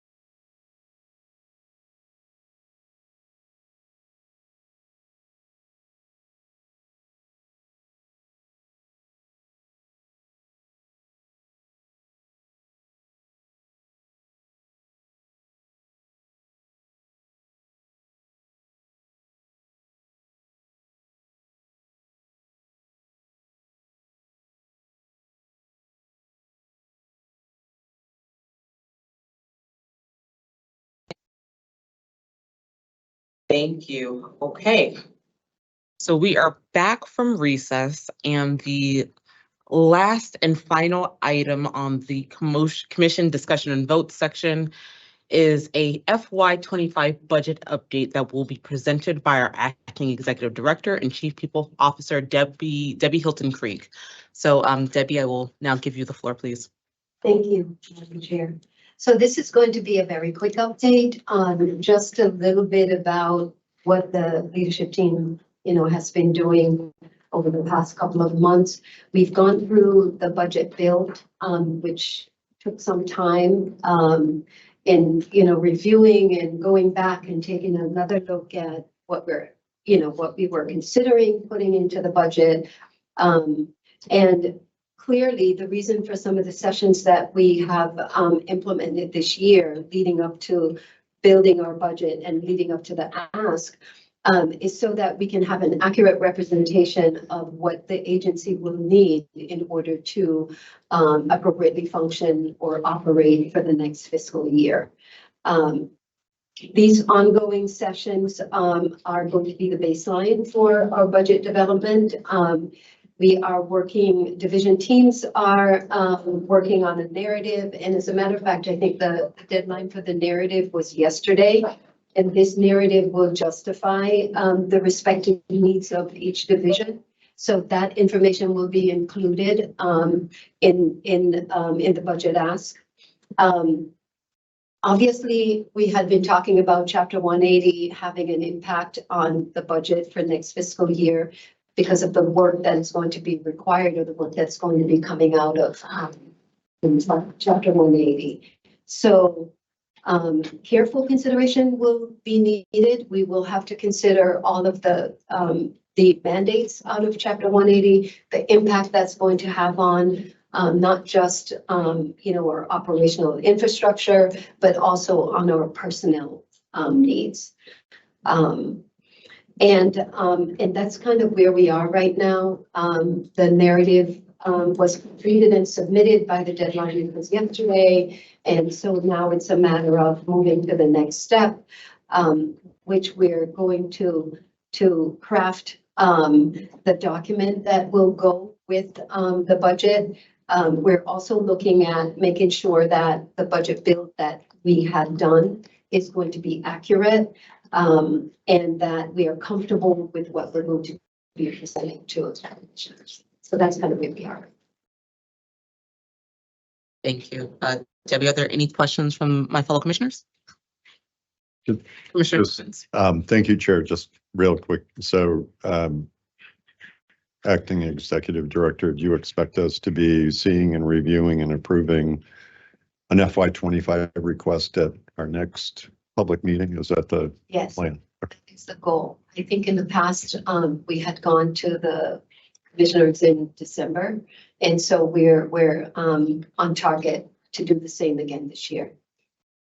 We've added a few additional sessions, but it hasn't thrown us off our timeline. So we should be right on target.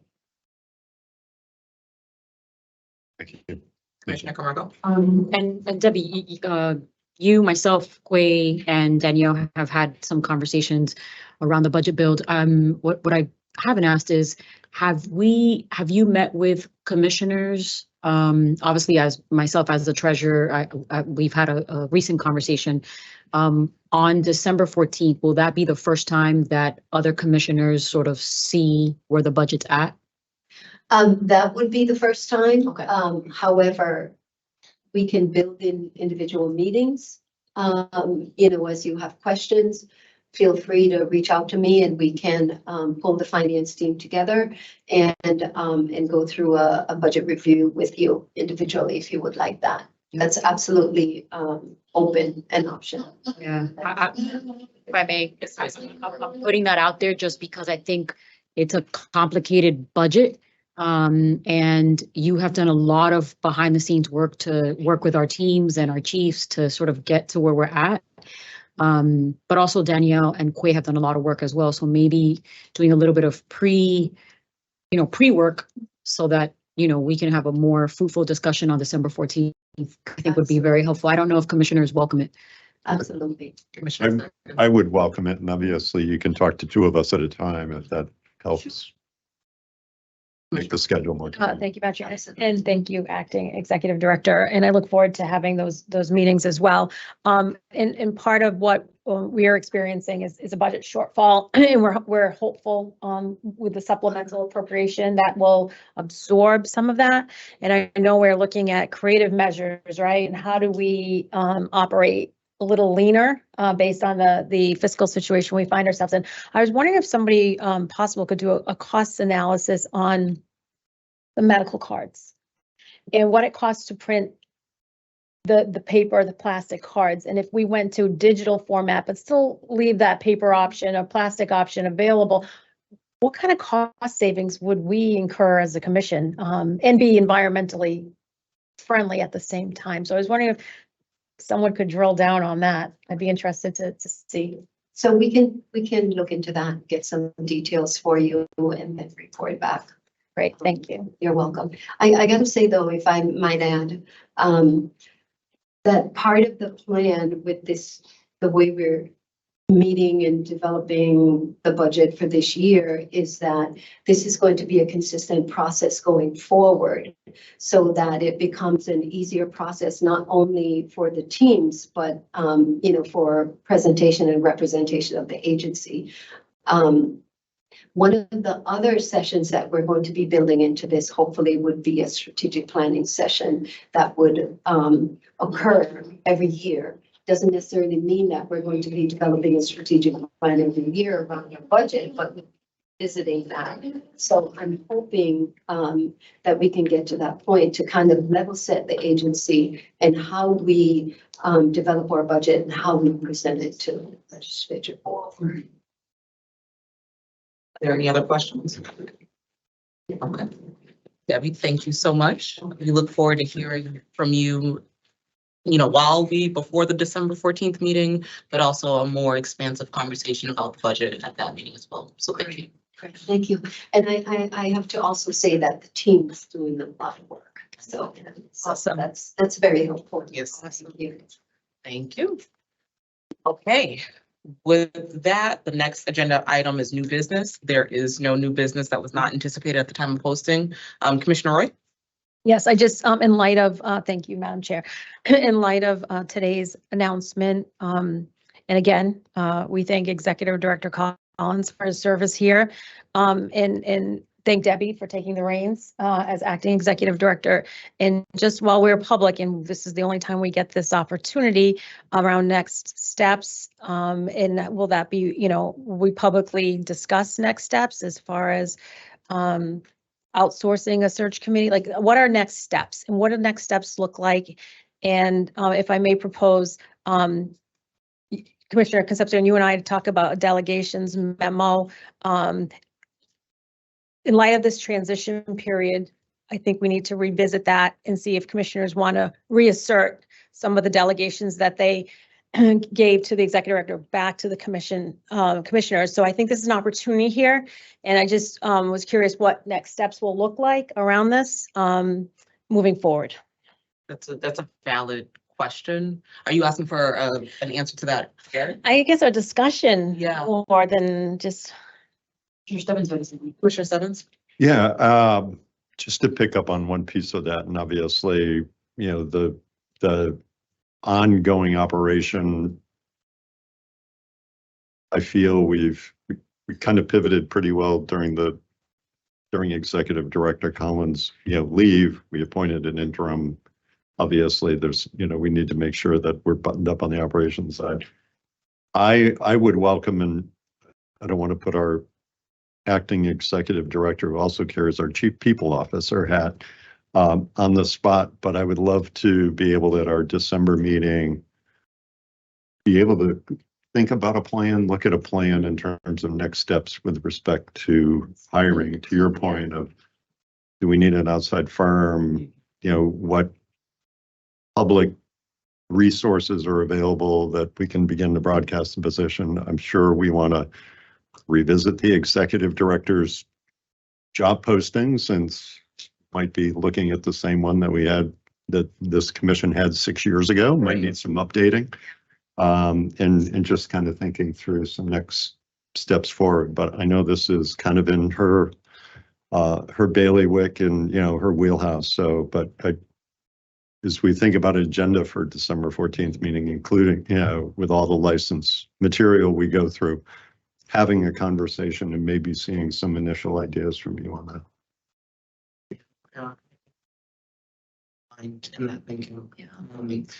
This is paramount. It's our priority number one right now, is making sure that the process as well as the selection is really thoughtful, and that we're able to sort of reflect on where we are now and the needs of the commission as an agency and where we see ourselves going. So absolutely. Commissioner Roy?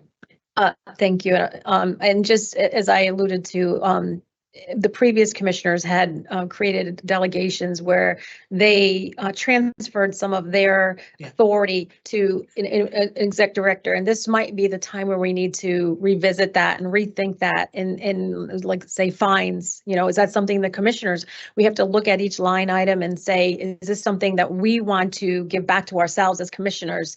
Or do we want to keep it under the auspices of the executive director? So I'd respectfully ask that we could have a public discussion around that list and figure out what makes sense at this time for the commission with that list. Are there any other comments or questions? Just thinking, Yeah, Commissioner Camargo. yeah, Commissioner Roy, to that point, we haven't looked at that delegation memo in a while, but also we have to look at what the job posting is. I don't know if, obviously it's a priority, so I'm just thinking, I don't know if all that gets done by December 14th, or it's more of the conversation. Because, what comes first, looking at the job posting, the delegation memo, thinking about what the agency needs moving forward, right? So I think it's a bigger conversation, but we obviously want to start thinking about the process in the next few months, because finding the next executive director of this agency is not going to be an easy task, and it's a big job, and we need to make sure that we're looking at all those factors. So I just don't know if by December that's a thing, but I don't know if I think we could do it public, but also I'm just talking out loud here, but wondering if two commissioners have the conversation, from now into December. I don't know, maybe not. No. Okay. Commissioner Roy's looking at me like I'm crazy. No. I'm saying to brainstorm. I was just saying more to like brainstorm what the conversation or what needs to be in place, or we could sit here in December and literally go down a list or go through job posting. You know what I mean? So I think, sorry, I'm going to. No. Yeah, I'm just talking out loud in terms of process. So I think the way that I registered that, it was a suggestion for the next agenda. Yeah. And I think we have to parse it and understand sort of the priority for December. If there's some things that have to happen then versus what can be a conversation in January.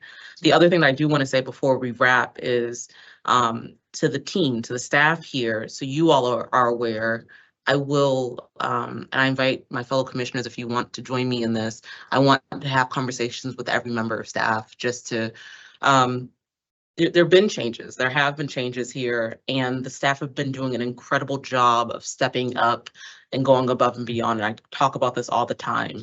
There are people who've been here and dedicated so much of themselves to the work that we have in front of us and continue to do so. So I just wanted to say that on the record so that there were my own intentions that you will be hearing from me very soon.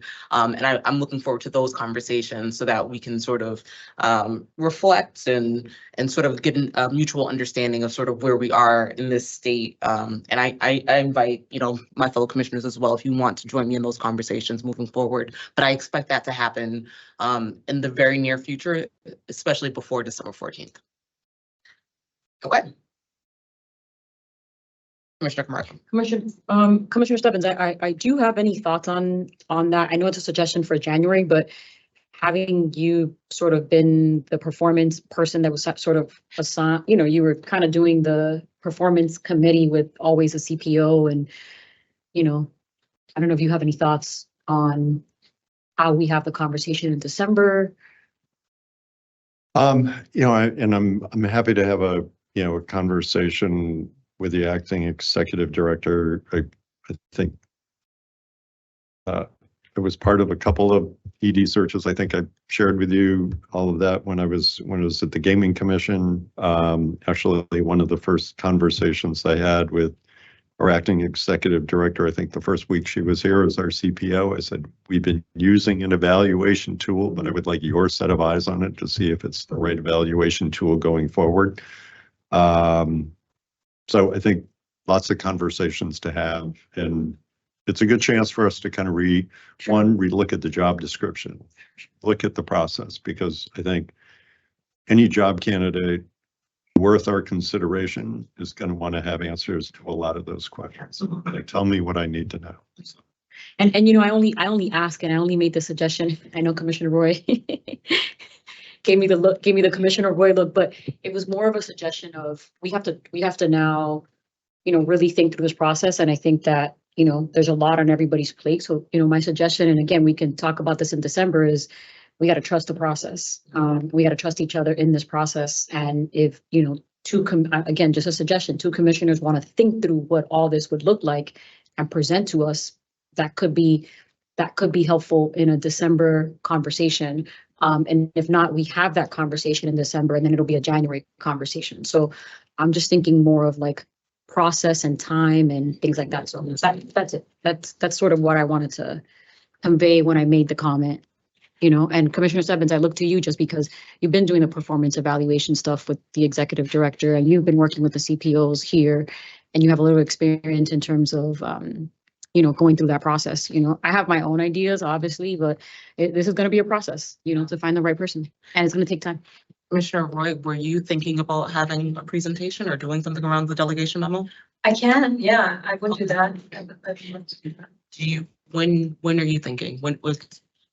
Well, since we're having this conversation, I think a few things need to happen, right? We need to look at the job description and probably redefine it, because our needs of an agency has changed. We have to, as a body, decide what qualifications are we looking in for our next leader. Mm-hmm. And then, and you know, but I do think it starts with us in a way, with that delegation, the delegations, and what do we want to take back under our authority, our statutory authority that we delegated off. So maybe we can start with that, right? Let's look at this moment. We want to take this back. And now we know, okay, this is back with us and this is with the ED, and that helps maybe shape the job description. It shapes what we're looking for partly in an executive director. So I'd be more than happy to in December, or if you want to wait till January after the holiday, that's okay too. Right. I just think it's a really important and timely discussion that we need to have.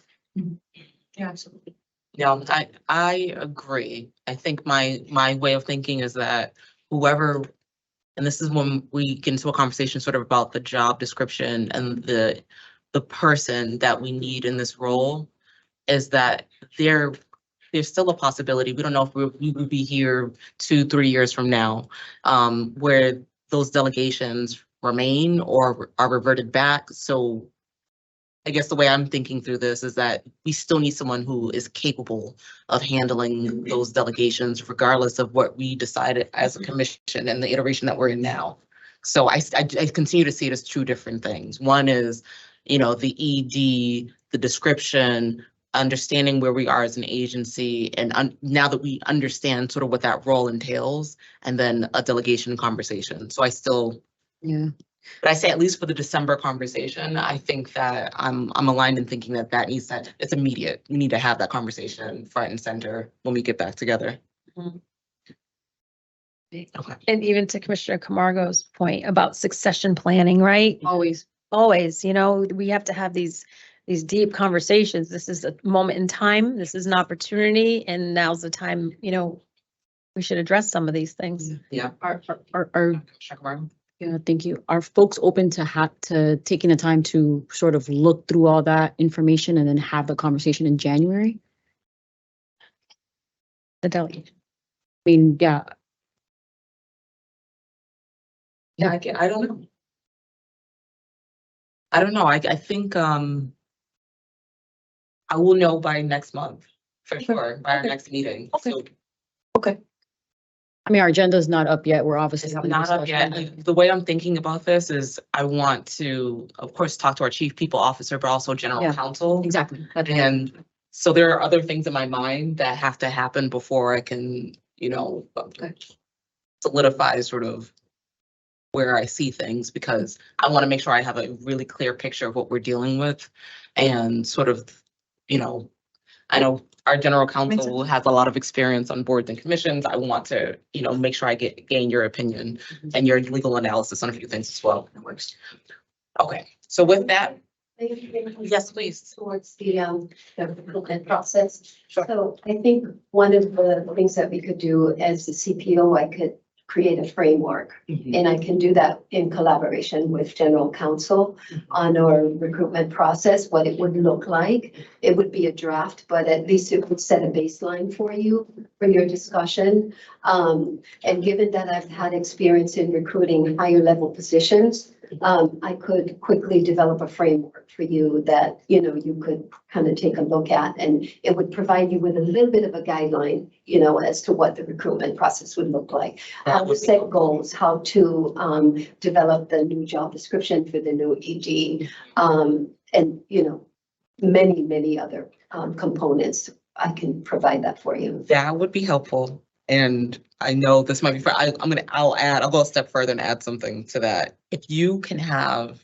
even 2 for conversations with the commissioners prior to that December 14th meeting. Okay. So that way, when we're walking in, we already have at least a baseline understanding of sort of that framework. That will be extremely helpful.